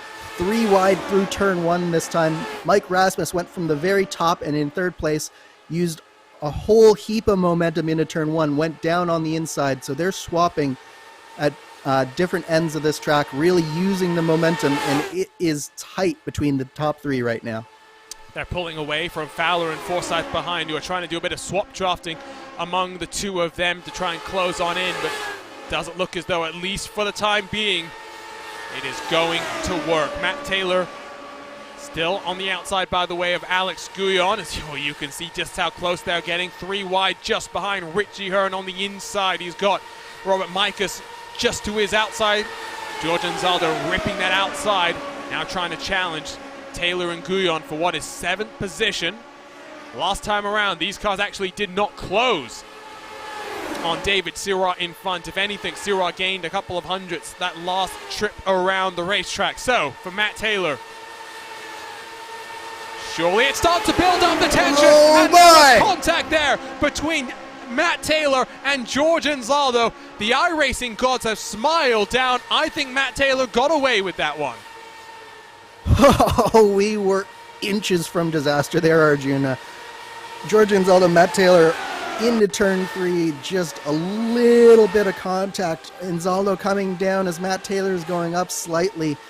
We mentioned off the top that there's a lot of bumps, especially into turn 3. The bumps get really bad. Yeah, Inzaldo is just coming down there on the entrance into turn 3. It's the normal line, but when you have a car underneath you like Inzaldo does, really, really tight racing there. Unfortunately, again, the iRacing gods have smiled on us, and we are still green with no major incident there. That could have been a championship deciding showcase there.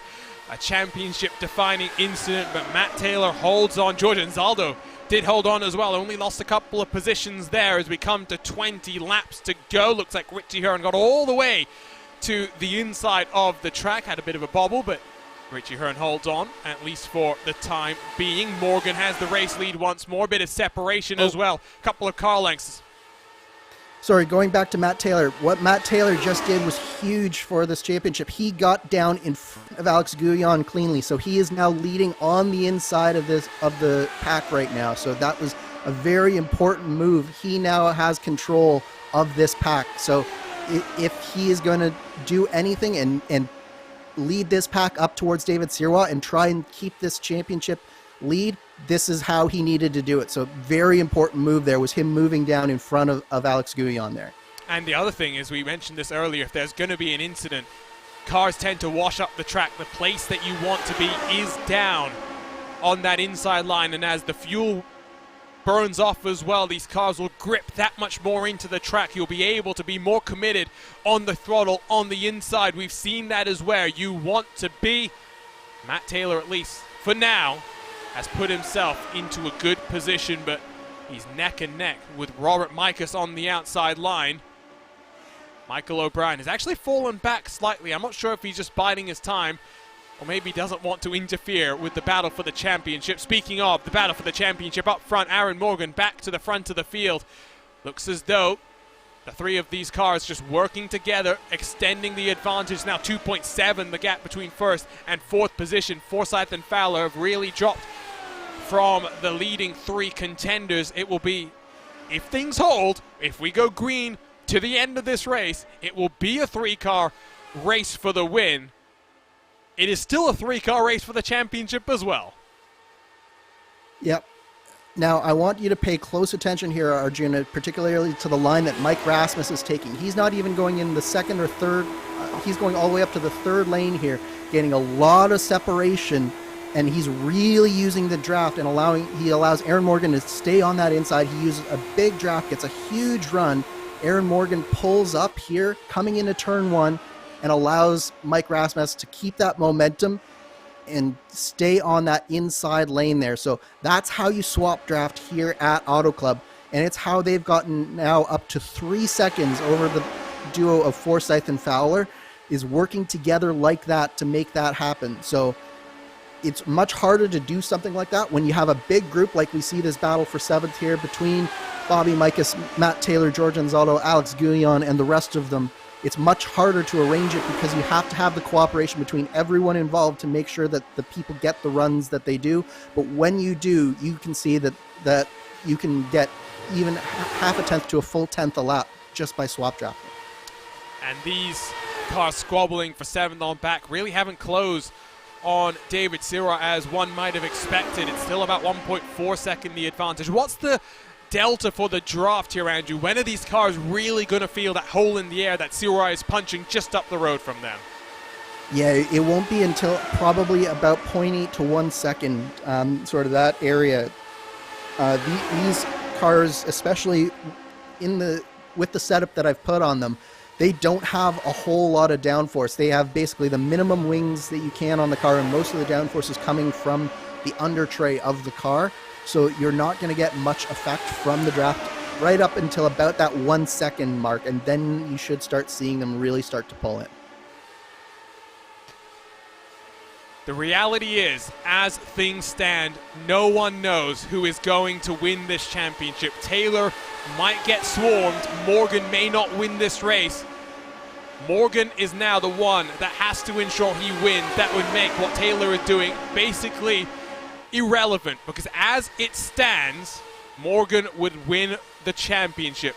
But you can see if he doesn't win, that gap between Morgan and Taylor can come down to as close as 2 points.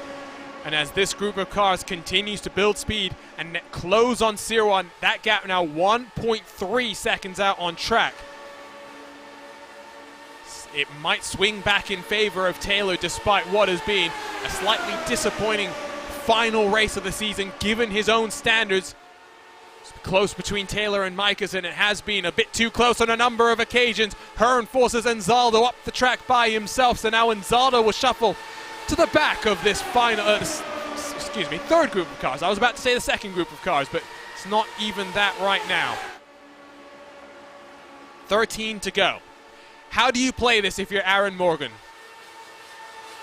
If you're Aaron Morgan, I think that what you have to do is let Mike Rasmus lead coming into turn, or coming out of turn 2 on the final lap. I think that you need to use the backstretch draft to really get momentum going, find a way to clear him into turn 3, and then get down to the inside as quickly and as hard as you can.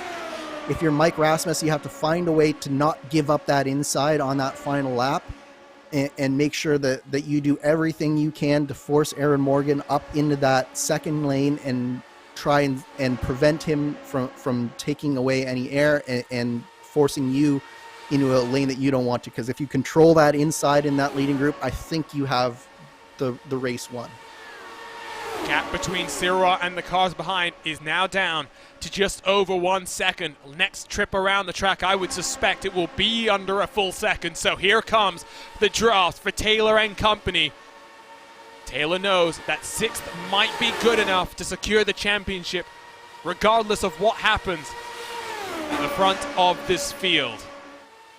He's still getting so close to Micus on his outside line. He must be just screaming to himself, give me some room, just let me be, I've got a championship to go win. Well, and you can see that was probably just the beginnings of the draft coming to take effect, because he just couldn't keep it on that bottom lane as easily as he could earlier on in this race. But I think he's definitely got that draft of David Sirois now, so if he can use this draft and this momentum to get past David Sirois cleanly and get back down to the bottom, I think that he's got a much better shot at winning this race. But he's still got to hope that Aaron Morgan doesn't win this race, because if Aaron Morgan wins it, I don't think that there's anything that Taylor can do without a caution here. It comes down to this, 10 laps left in the season, and Taylor has really closed on David Sirois. There'll be no hope of getting any better than 6th on track. The gap between Chris Fowler and David Sirois is 3.3 seconds. It comes down to this. Up front, it's Morgan and Rasmus side by side. If you're Ricky Harden, you must be in a rather difficult situation here, Andrew, because we know just how much Ricky would want to win this race, just his 2nd in the Retro Series. The other win that he's got has come on a very similar track to this at the Michigan International Speedway, but as he sees Rasmus sliding up the track in front of him, he knows these are 2 championship hopefuls he's duking it out with. Yeah, I think Ricky's playing this really, really well. I think he's just letting Aaron Morgan and Mike Rasmus do all the work. He's seen how quickly that they've been lapping since they've been cooperating. And I think what Ricky's doing is he's just sitting here waiting, and I wouldn't be surprised if the gloves come out on that final lap. As long as he doesn't make contact with either of them, I think that he's going to do everything he can to try and win this race and potentially steal one away from Aaron Morgan or Mike Rasmus. And crucially here, as the pack is caught up with David Sirois, Matt Taylor has been forced to go to the outside line. How is he going to play this one now, Andrew? We think that the low line is where you want to be. Matt Taylor has got to clear the Lavoie Motorsports 99 car as soon as he can, so he can control that bottom line and make sure, as we've got 7 laps to go, he's in a good position as George Anzaldo back to his outside.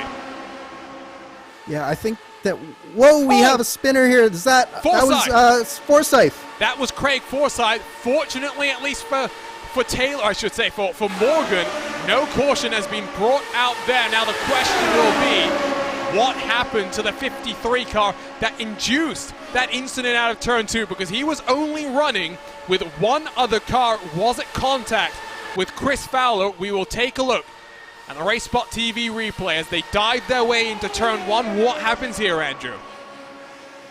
Looks like we just have Craig Forsyth. He hits the bottom apron of the track in the middle of the corner. The car gets loose and he's just not able to save it. It comes around on him. Fortunately, he keeps it off the outside wall and gets it down before that pack of cars is able to close down on him. Really nice driving from Forsyth. But crucially, Arjuna, that is one more spot for Matt Taylor. If he can get by David Sirwa, he's got a chance, even if Morgan does win this race now. I think fifth would be good enough for Taylor, no matter if Morgan wins this race, but I'm not 100% clear. The reality is they are so close that I don't think our live standings can keep up with all of this action as it sits. It is 8 points to Aaron Morgan, but Morgan leads the race. Taylor is down in 6th. So, and now it's cycled back. So, Taylor's jumped up to 5th, Morgan's dropped to 2nd, and I'm not good enough, and I don't want to trust my own mathematics with this much pressure on the line to say who would win the championship if things finish as they are. You have to be on pins and needles right now. 4 laps to go in this race, 4 laps to go in this championship, and no one knows what's going to happen next. Inches is going to decide this championship here, Arjuna. I am on the edge of my seat. I don't know about you. I've got the Christian Horner foot tap going on, that's for sure. Battle for the race lead. It's Morgan who's now forced up to the outside line. I would suspect, and this is trying to be a little bit more omnipresent than I potentially am, that Morgan is not in the ideal position. Might get boxed out by Ricky Harden as well. This time around, 3 laps to go. I think Morgan led at the line that time, though. I think Morgan might actually be able to power off the corner just that little bit better. We'll see how it's going to shake up, but the reality is these drivers have gone green from the start of this race to lap 123. It comes down to the final 6 miles. What a race we have seen here tonight, Arjuna. This has been a classic Lionheart Retro Series race. Now we're seeing 3 wide back in the pack with Matt Taylor, almost 4 wide with George Anzaldo on the outside. These guys are going for every inch of this race, coming up to just 2 laps to go. Oh no! Behind Taylor, one of the Voir Motorsports cars goes around, and that's the race. That's the end of this race. The championship will finish under caution. Was it Razmas or Morgan that was in front when the caution flew? It's Mike Razmas. Razmas. Where was Matt Taylor, though, when that caution dropped? What is this going to do to the championship? It looks like 2 points. That's what separates Matt Taylor, Aaron Morgan, and it's looking like your 2021 Lionheart Retro Series champion will be Matt Taylor.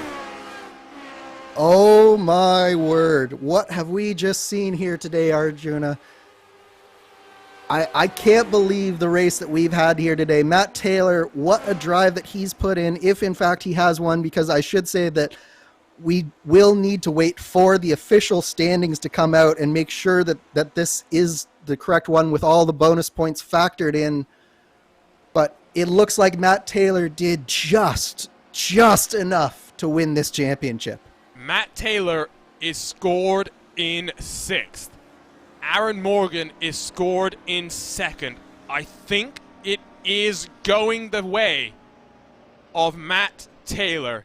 There will be no drama like we saw just this past weekend in a certain other open wheel championship. There will be no time for the safety car to have any sort of shenanigans and impact on this championship. What a way to close out 2021. Green until the dying stages of the HyperX Championship 250 at Auto Club. Mike Razmas will win the final race of the season in what has been a topsy-turvy 2021. But championship honors go the way of Matt Taylor for Avatar Auto Racing, a first-time Lionheart champion. What a way to do it as well. Not an easy day by any imagination, Andrew, but that was a drive worthy of a champion.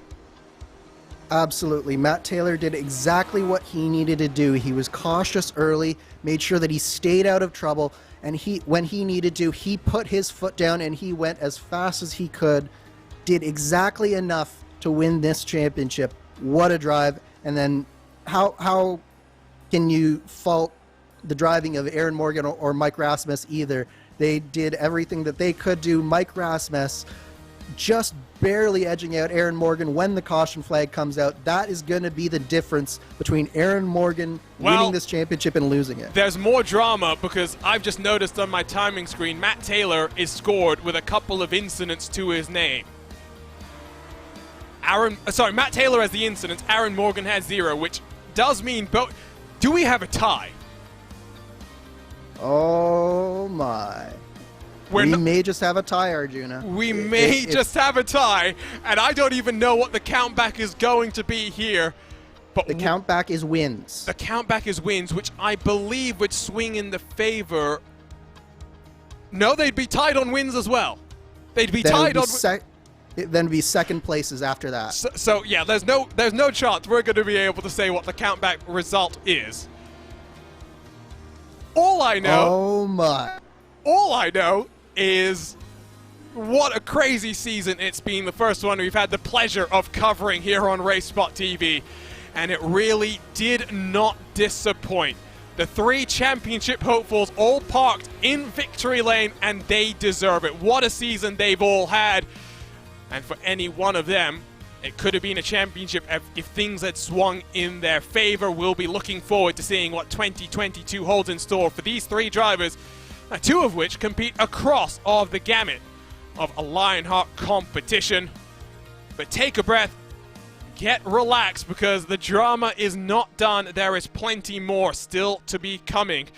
And we'll wait for final confirmation from Race Control as soon as we can get it. Well, I guess in the meantime, let's go ahead and take a look at our Carnox race result. Don't think there's going to be too much contention over the results itself, but Mike Rasmus takes home what was a dramatic win, his 3rd of the season. It's his first, I should say, on the oval so far. What a crazy way to round out the campaign. Aaron Morgan 2nd, Ricky Harden, what a drive from him to hold on to the podium position, not interfering in the championship battle either. That was crucial, while Chris Fowler, David Sirois to complete the top 5. Championship leader coming into this race, and the question still is he the championship winner? I think so. I'm not sure. That's the story of Matt Taylor in 6th, while for Alex Guyon, he finishes this race in 7th. Richie Hearn, biggest mover of the day, plus 15, finishes this race in 8th position. Paul Jenkins 9th, with Chris Lanini, the pole position sitter, dropping down to 10th, continuing the trend of pole position, not being able to convert to victory. What a crazy day it was. I'm still trying to just figure out what we've seen in these closing stages. George Anzaldo 11th, with Trevor Malone down in 12th. We saw that teal number 34 mixing it up at the front, but unfortunately for him, got shuffled back in that first cycle of pit stops. Mike Rigney, the 00, down in 13th, with Nick DeGroot 14th. Chris Reagan, after being involved in an incident in pit road, or pit entry to pit road in that second pit stop cycle at least, rounds out the top 15. Late race drama for Michael O'Brien, getting mixed up in an incident. He's down in 16th, with Craig Forsyth, Covey Moore. The other cars are 1 lap down. Robert Mikes 19th, with DJ Clark 20th. That was that incident that we talked about on the entry in towards pit road, with Isaac Snyder, Danny Roberts, and David Rodriguez through the top 23. So, we know Race Control is working hard to get us those results as quickly as they can, but while we wait, let's dive our way into the HyperX post-race show, because the Lionheart Racing Series is powered by HyperX, makers of premier gaming gear like the legendary ultra-comfortable Cloud line of gaming headsets. Whatever you play, however you play, HyperX knows that we're all gamers. For more information on HyperX products, visit hyperx.com, and don't forget to use the promo code Lionheart15, that's LIONHRT15, for 15% off all orders. And I tell you what, Andrew, while we wait, why don't we see if we can pick up what actually happened to bring out that caution that changed the season in the most dramatic of ways. So it was coming in through, I guess this is turn number 4. Mike's makes contact. I believe that's with Richie Hearn. And was that George Anzaldo that got mixed up in it as well? Yes, unfortunately, George Anzaldo, an innocent bystander there, absolutely nothing that he could do. What it was Bobby Mikas just out on this third lane here. He's in the third lane. Richie's right behind Matt Taylor. I don't think Richie did anything wrong. I think Mikas just comes down just a little bit, gets into the front right corner of Richie Hearn, spins up the track. George Anzaldo, we've talked about it all day. If a spin happens, they're going to go up the track. Anzaldo's in that danger zone. Absolutely nothing Anzaldo can do there. And unfortunately, it was day done for both Mikas and Anzaldo there.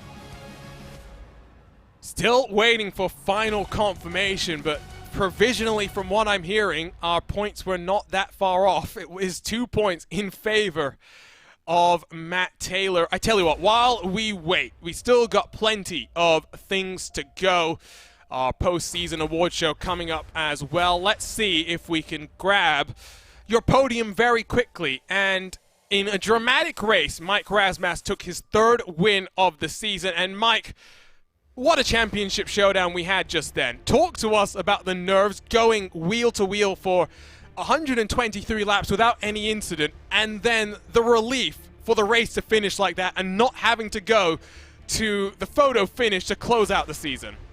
Yeah, that was unbelievable. I mean, coming to the end, you're expecting that last lap to be kind of crazy, like what move are you going to do? And I've been nervous since Road America, which was like 3 or 4 weeks ago. So, yeah, I came into this race just trying to make it to the end, and me and Aaron and some of the other guys, Ricky, we played the strategy pretty well and worked together and just ended up together at the end. And I just got lucky with that caution, and which is crazy because I hear Aaron may have lost the championship by finishing second. I don't know about that yet, but I hear it's super close. It's either 2 points or a tie. That's how close it was. And really, really kept us on our toes. And I think I said, never trust a commentator's math. I'm glad I didn't commit either way earlier on in this race. Talk to us about the season then, Mike, because 2 victories before this, both came on the road courses. We've seen you be strong on the ovals, though. It's not to say you're not quick there. What changed over the course of the year? Of course, the car changed pretty dramatically as well late in the season. It was a long season, a slog for all of you guys. Yeah, it sure was. I mean, it took a lot of learning, you know, with the new update and everything, and adjusting to that car. But yeah, ovals, I'm just not aggressive enough. I'm kind of too nice, and I always just want to make it to the end. But I've been working on being a little bit more aggressive, trying not to cause any problems, and starting to pay off. I mean, today the strategy just worked out perfect for us, and that's kind of how I ended up at the front. But you know, some days it works and some days it doesn't. Tonight it worked. So what's 2022 hold in store for you now? You got a couple of weeks off before the turn of the page into the new year, and then of course the season doesn't start in earnest until March. Are you going to be pulling double, triple duty, or are you going to be focusing on a couple of these Lionheart competitions next year? I'll be retro full-time again next year because it's just my favorite car. It's my favorite car ever to drive, and I can't let it go, you know. IndyCar I'll do some part-time, but staying with my team and Mark Cohn and Tyler Graff and Graphics and LPM, everybody there, we're just such a great group of friends, and makes it really fun to race in Lionheart with George and everybody. Well, congratulations on a dramatic win, on a fantastic season as well. The championship may not have gone to you, but we saw just how strong you can be over the course of the year. You're also the winner of a pair of minus 273 gloves for this final race of the season and the victory here today. Congratulations, and looking forward to seeing you in 2022. Thanks so much. So that was Mike Razmas, our winner here at the HyperX Championship 250 at Auto Club. And next, we'll dial up Aaron Morgan, who did almost everything that he could, but he was robbed of the chance of fighting all the way to the checkered flag. The caution just came out at the worst possible timing, and unfortunately, Aaron, you missed out on the championship by just 2 points. Talk to us, though, about this final race and the pressure that maybe you felt, given that your teammate Matt Taylor came into this race with a sizable championship lead.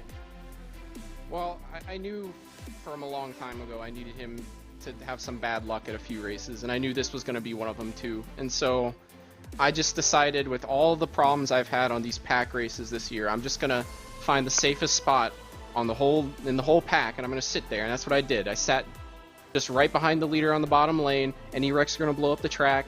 And I did everything I could. Yeah, it's unfortunate that, the caution came out, but actually, if you look at the points now, they're tied, which is insane. But he's going to win on countback. Yes. So that has to be the closest. I think Saunders and Adam and Blocker had a 1 point year. Now we had a tie. Talk to us about this car as well, Aaron, because it wasn't designed necessarily to go oval racing, but it knows how to put on a show no matter where we take it. We've seen great races across the globe as well. How does this compare to the IndyCar, for example, where you also compete here in Lionheart? It's really different. There's different techniques you have to use to get pace out of it, and I personally like the IndyCar a little bit more, but this one it has those little things that it's weird. I don't like it so much on the ovals, especially after this new update. It's gotten really packy. It's really hard to really do anything. It's not pack racing with it now, but it just has those little quirks that are different. It's fun. What's next year hold for you then, Aaron, after you get a couple of weeks off to relax, not have any Lionheart competition? We're going to see you doing double duty again across of Retro and IndyCar? Not for a full season in Retro. Next year in Retro, I'm going to try running road only in a couple of select ovals that I like New Hampshire if we're running there, or Gateway. And I'll just do full-time on the IndyCar. It just didn't quite have the free time with my family I wanted this year, so we're going to fix that, and hopefully I'll defend the road championship next year. I won't be able to go for the full championship. Well, congratulations on a fantastic season, Aaron. Enjoy the holidays with your family. Can't wait to see what you've got in store for us in 2022. Thank you so much. So that was Aaron Morgan, and it does appear as though it is now being confirmed that it was a tie for the championship, but Countback does go the way of Matt Taylor. Not on wins, not on seconds, but instead on top five. Now we're joined by the driver who was in the popcorn seat, had a great view of the action out front, Ricky Harden. Ricky, first I've got to ask you, before we talk about your season and this incredible performance, how nervous were you being around the likes of Mike and Aaron, knowing that they were fighting for a championship, and knowing you still wanted to win the race as well? Yeah, I mean, that definitely made me more nervous than I usually would be, but I mean, it's still a race. I'm still going to try to win the race, and I'm going to be a little more careful around them. That's for sure. But man, I wish we could have raced that out. I definitely would have gone for the win, and I think I had the right position to get the win. Been a bit of an up and down year for you across of Lionheart competition. I think that's fair to say. I remember most distinctly your run at Indianapolis in the IndyCar series for qualifying, where we were almost half joking about how you didn't want to end up in the wall, and then, well, you ended up hard in the wall. What's it been like for you, though? You don't just compete here in Lionheart, but in so many different things as well. You're pretty busy across of the iRacing service. Yeah, I mean, it's been a rough year. I was disappointed, honestly. I came into the season really looking for a championship run in Retro, and it just didn't go according to plan. We had a couple of avoidable contact penalties early in the season, and then had a 3-race suspension and 35 points taken away, and that was rough, but I made mistakes, and that happens. So we'll come back next year into Retro and do better. I'm happy to have IndyCar behind me. I just can't drive that IndyCar well, and I don't want to go back to it right now. But it was a lot of fun tonight. We had a great race. So I was going to lead me into my next question, which was what's in store for you next year? Yeah, definitely for Lionheart. We're going to be back for Retro. This car, the Lotus 79, is just so much fun, particularly on the ovals, and the way that the setups are in Lionheart is just a lot of fun. I don't really have more fun anywhere else. Well, congratulations on the season. Congratulations on this fantastic race. Can't wait to see you in 2022. And, well, hopefully it's a little bit better luck than what you've had so far this year. Yes, sir, and I'm going to do my part to make my own luck better, so be a little bit more careful, make better decisions, but we'll be back. And congratulations to Aaron and Matt Taylor. and Mike Rasmus, all those guys. What a fantastic season, and they're all fantastic to drive around. I love those guys. I have a lot of fun racing with them. And thank you. I want to give a shout out to simracingmerch.com, which is James Krahula. Thank you for his support this year. And big shout out to Midwest Simulation Spotlights. At a track like this, those spotlights are the best thing that you can invest in. Oh, I am sure, given how close it was. And that's our podium interviews in the books. We're going to get to the postseason awards in just a second, but Andrew Kinsella, I mean, we've had our breath. We're still waiting for the dust to settle because it sounds as though the countback, it is a tie. That is confirmed. The question is the countback, and it sounds like it might swing in favor of Aaron Morgan, apparently. Yeah, so what happened, Arjuna, is that the doubling of the bonus points didn't happen when they first calculated. So when the bonus points were doubled, it was, in fact, a tie between Aaron Morgan. And the last thing that I have heard is that Aaron Morgan has the most second-place finishes, which, according to the rule book, would mean that he has won the 2021 Lionheart Retro Series Championship. But we are still waiting on official confirmation. But so far, that is what it seems to be at this point. Race Control is endeavoring to get that to us as soon as they can, so we will get to the Pro Season Awards as soon as possible, but at least for now, let's just reflect on the season. Let's reflect on what a way to finish things off that was, Andrew. I mean, 18 races, started at Homestead. We've had some struggles at times. I think of some of the chaos, for example, we had at Phillip Island. Motegi, definitely probably the lowest point of the season, given how crazy it was. But Michigan was great, very similar to what we saw today. We went green until the very dying stages of this race. And for the championship to be decided on countback, it shows just how consistently strong Matt Taylor and Aaron Morgan were. And for the teammates who have pushed themselves that close and that hard over the course of the year, testament to them, given how crazy the schedule has been for both of them. The cream has absolutely risen to the top of this. It is definitely the case where the racing this year, sure, it's had downs, but it's had far more ups than downs over the course of this year. And I look at the other Triple Crown races as well, Arjuna. You look at Pocono, you look at what happened at Indianapolis as well.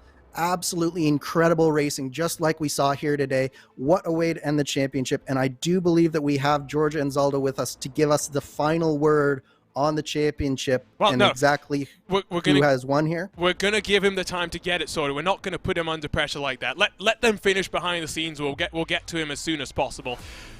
Still absolutely crazy, and like we said, Race Control really working hard behind the scenes to get everything dialed in. We'll get to the postseason award show as soon as we can. We're not ready to necessarily get there. We'll get there in just a couple of moments' time. Wow. We'll get to that now, I think, because we are ready to confirm our 2021 champion. It came down to countback. It came down to a tie after 18 incredible races, and Aaron Morgan is confirmed as the 2021 season champion, and George Anzaldo is here to award our champion with his crown. Wow, first off, thank you everyone for hanging in there. That was certainly a nail-biter. What a way to end 5 years here of the Retro Series competition. This is historic for sure. We've had championships come down to a point, but to tie and then to come down to this fashion, it really does show the perseverance and the grit and the skill that it took to make every point count, every position count, and that certainly I think is a testament to the quality of drivers here in the Lionheart Retro Series. So on behalf of the Lionheart Racing Series and the title sponsor, Sim Experience, would like to present Aaron Morgan as the 2021 season champion for the Lionheart Retro Series. Congratulations, what a victory. Thank you. Oh my god. It's so huge because I thought I didn't have it. And I knew it was insane with the count, the tie, but I misread the rules. I thought it would be top fives, not seconds. And then, I mean, you get the winning second in this race. I'm like emotional right now. Oh my god. Well, fantastic job there, Aaron. And because of your great season, you're going to be awarded with a AccuForce Pro V2 direct drive system from SimExperience, as well as a host of other prizes from league sponsors. So again, congratulations on a well-deserved championship. It came down, yeah, you can't ask for, I guess, a better ending to a season. You earned it, and congratulations once again. Thank you, George. Thank you for putting on the whole league. You know, iRacing isn't my hobby. Lionheart is my hobby. I only race here. I don't race anywhere else, and I work so hard for it. I appreciate it so much, man. Quite welcome. Congrats. And it's not just the overall championship that goes in favor of Aaron Morgan. He also wins your road championship presented by SimExperience. George Ansaldo is ready to present that award. Well, again, you know, I've said it many times. The road to the championship is through great road racing. It's been proven time and time again, especially if you see the dominance by Adam Blocker in the IndyCar series. Those road victories have certainly paid dividends for him, and it appears that it's done so again. So on behalf of SimExperience, once again, I'd like to crown Aaron Morgan as our 2021 road champion. Congratulations. Thank you. I'm sorry, I'm just speechless still.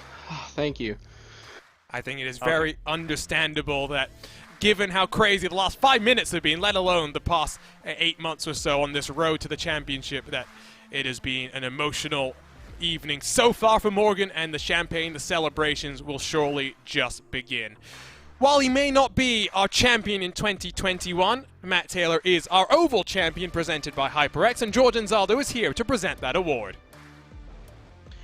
So for our 2021 Oval champion presented by HyperX, we're so very happy to congratulate Matt Taylor on a fantastic season. You've proven not only your ability on the ovals and also the roads, but here we're here to recognize your oval talents, and you've done a fantastic job this season, and we're very proud to award you the Oval Championship this year. Congratulations, Matt. Thank you, George. I appreciate that. It was a good season. I guess being on the wrong side of ties was kind of a theme throughout most of the season, and then to have it go this way, that one's going to hurt for a while. So that is Matt Taylor, your Oval champion presented by HyperX in 2021. And now here to present your Driver of the Year award for the Retro Series is former Lionheart Retro Series Driver of the Year, Mark Cohn. Driver of the Year. This award is unique in that it is not given solely based on speed, but on heart. The one that does so much not just on the track, but off it as well. It may be the friendly face that welcomes newcomers, or the one that helps those struggling in need or has questions. The Driver of the Year is the one that makes a positive impact on the league. The driver that has been chosen for this award is someone who is so kind off the track you would never guess how fierce of a competitor he is on it. He'll race you clean, then share hilarious jokes and memes in our Discord post-race. He has been nothing but a positive contribution to our league since day one. Our 2021 Lionheart Retro Series Driver of the Year is Mike Rasmus. Well, that's crazy, Mark. Thank you so much. I mean, that means a lot. That's insane. I'm so proud to get that award.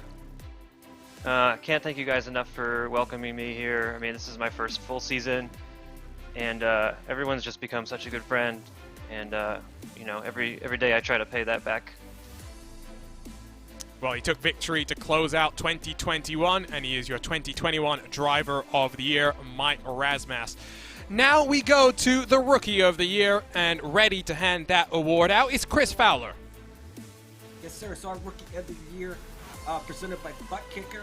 You're gonna get some good stuff from HyperX, some minus 273 gloves and stuff. Man, you had a great season. You had 3 wins on the season, just short of the championship, but you did win Rookie of the Year. So congratulations, Matt Taylor. Thanks, Chris. I do really appreciate it, guys. We'll give it another shot next year for sure. and in what was a dominant year for Avatar Auto Racing, since we've already spoken to both Aaron Morgan, to Matt Taylor as well. Let's welcome to the RaceSpot.tv broadcast booth the third member of Avatar Auto Racing, Michael O'Brien, who is ready to accept the team championship. Yeah, so our team championship presented by HyperX. I mean, these guys were dominant all season long. They were the epitome of teamwork all season. They were in the front all season, and congratulations to Avatar Auto Racing on the team championship. Thanks so much. We've had a great season. Obviously, Matt and Aaron have been the stars of the show, but we've worked well together. We've put our practice in and raced well, so it's been pretty great. On a personal note, it's been a pleasure to learn from them, and I definitely wouldn't have been as competitive if I wasn't on the team. Well, a dominant performance from Avatar Auto Racing across of our 18 races, had the team championship locked up before we even came to the Action City. And next up to present the Cleanest Driver Award is Tyler Graff. Hey guys, the Cleanest Driver Award, sponsored by Graphics Esports. Lowest incident average throughout the entire season. Like Mark touched on for the Driver of the Year. I mean, you got to be clean to get this award. Mike Rasmus is the cleanest driver of the season. He'll get a buttkicker, SimVibe, and a SimVibe software from SimExperience. Well, how about that? I'm back. That's amazing. maybe I'll be less nice next season, and see. Never mind. I'm not going to do that. I'm going to be myself.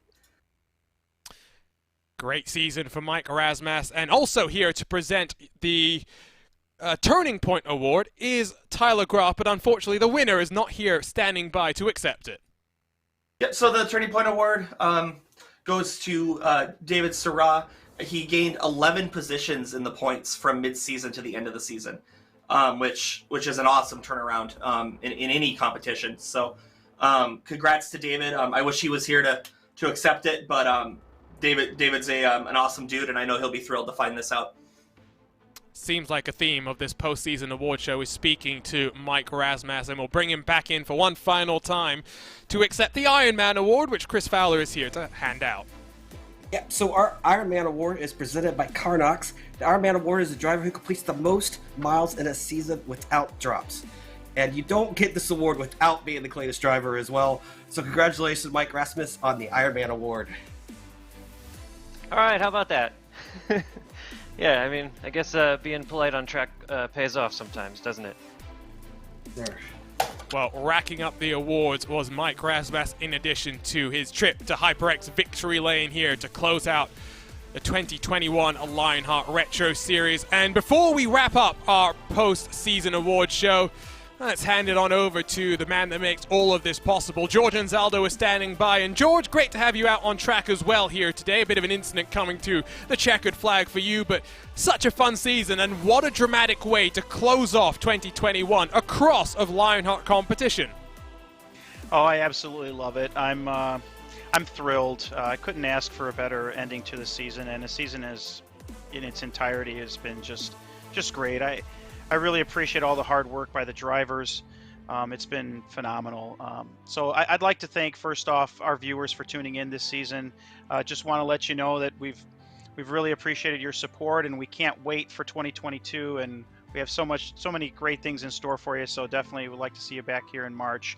On behalf of the entire administration team and our drivers, we'd like to thank HyperX for their continued support of our organization, as well as outfitting our drivers with their amazing headsets.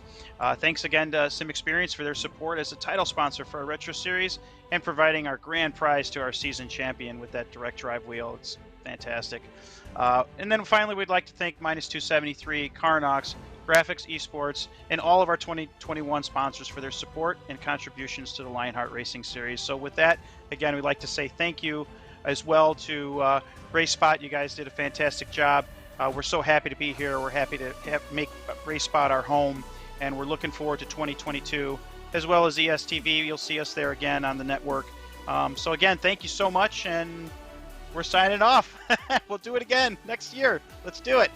And we're already well into December. The turn of the new year is not far away, and well, March is going to be busy, and it kicks off the road all over again for Lionheart Racing Series competition. And a reminder that you can learn more about Lionheart and its various partners by heading on over to lionheartracingseries.com if you fancy yourself as maybe a driver, want to get involved with some of the great stuff that you've seen, not just tonight, but across of 2021. And make sure that you send in an application as soon as possible, because the rosters will be closing very, very soon.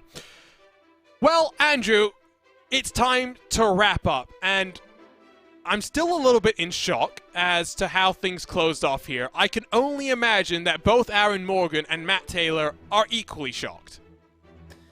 Absolutely. For one, it is absolute elation on the part of Aaron Morgan, getting the championship by that close a margin, and then on the other side, Matt Taylor with the agony of defeat, coming that close and doing everything he possibly could, but in the end coming up short on a count back, no less. It's heartbreaking for Matt Taylor, but it is the story of the season for Aaron Morgan. He did a great job here today. He did exactly the front, stayed focused, and really, really did a great job, and he's a worthy champion here for the Lionheart Retro Series in 2021. And what a year it's been across of Lionheart competition, Andrew. I mean, 3 series. We saw the debut of Speedway with the DW12, harking back to, season 1 of the Lionheart IndyCar Series. Some great oval competition. We saw our first female champion across of Lionheart competition. The IndyCar Series, we saw Adam Blocker become a 4-time Lionheart IndyCar Series champion in what was an extraordinary campaign, averaging basically a podium a race. Hasn't finished outside of the top 5 since September of 2020. And then this, the closest championship finish in Lionheart history. It really has been a history-making season for Lionheart competition. It has been an absolutely amazing season to watch and to be a part of, as I got to have the pleasure of driving in that IR18 series. And then I also got to echo what we said, with what George said about the fans, especially out on the YouTube chat. Sophia and Andrew Jenkins and so many others. There are so many teammates and friends and family that watch these broadcasts. And I know that it's not just me, but all of the drivers can feel that support when they have that in the from their friends and family.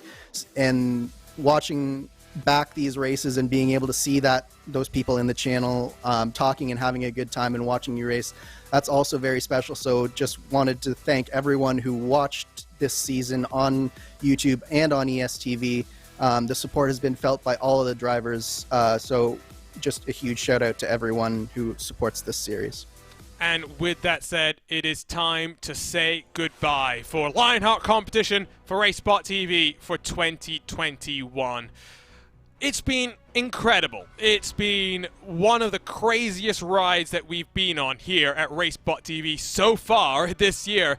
Having said that, there's only 2 weeks left to go. So with that said, it is time to wrap things up, to say goodbye. What a year it's been, the first year of Lionheart on racespottv, and we cannot wait to do it all over again in 2022. March cannot come soon enough when we get underway with all 3 Lionheart sanctioned competitions. Don't forget, you can stay up to date with all things Lionheart across of social media. Follow them on Twitter, Facebook, and Instagram to keep up to date with the latest comings and goings in the virtual paddock. ESTV has your esports needs covered. Follow them on social media and tune in for Lionheart broadcasts and so much more, while racespottv has your sim racing action in its hands. Subscribe to us on YouTube, hit that red button, hit the bell next to it as well to get notified every single time we go live with a great sim racing series that we get to cover. On behalf of everyone at Racespot, we'd like to thank you wherever you are around the world, however you watch, for tuning in across of the roller coaster ride that has been Lionheart in 2021.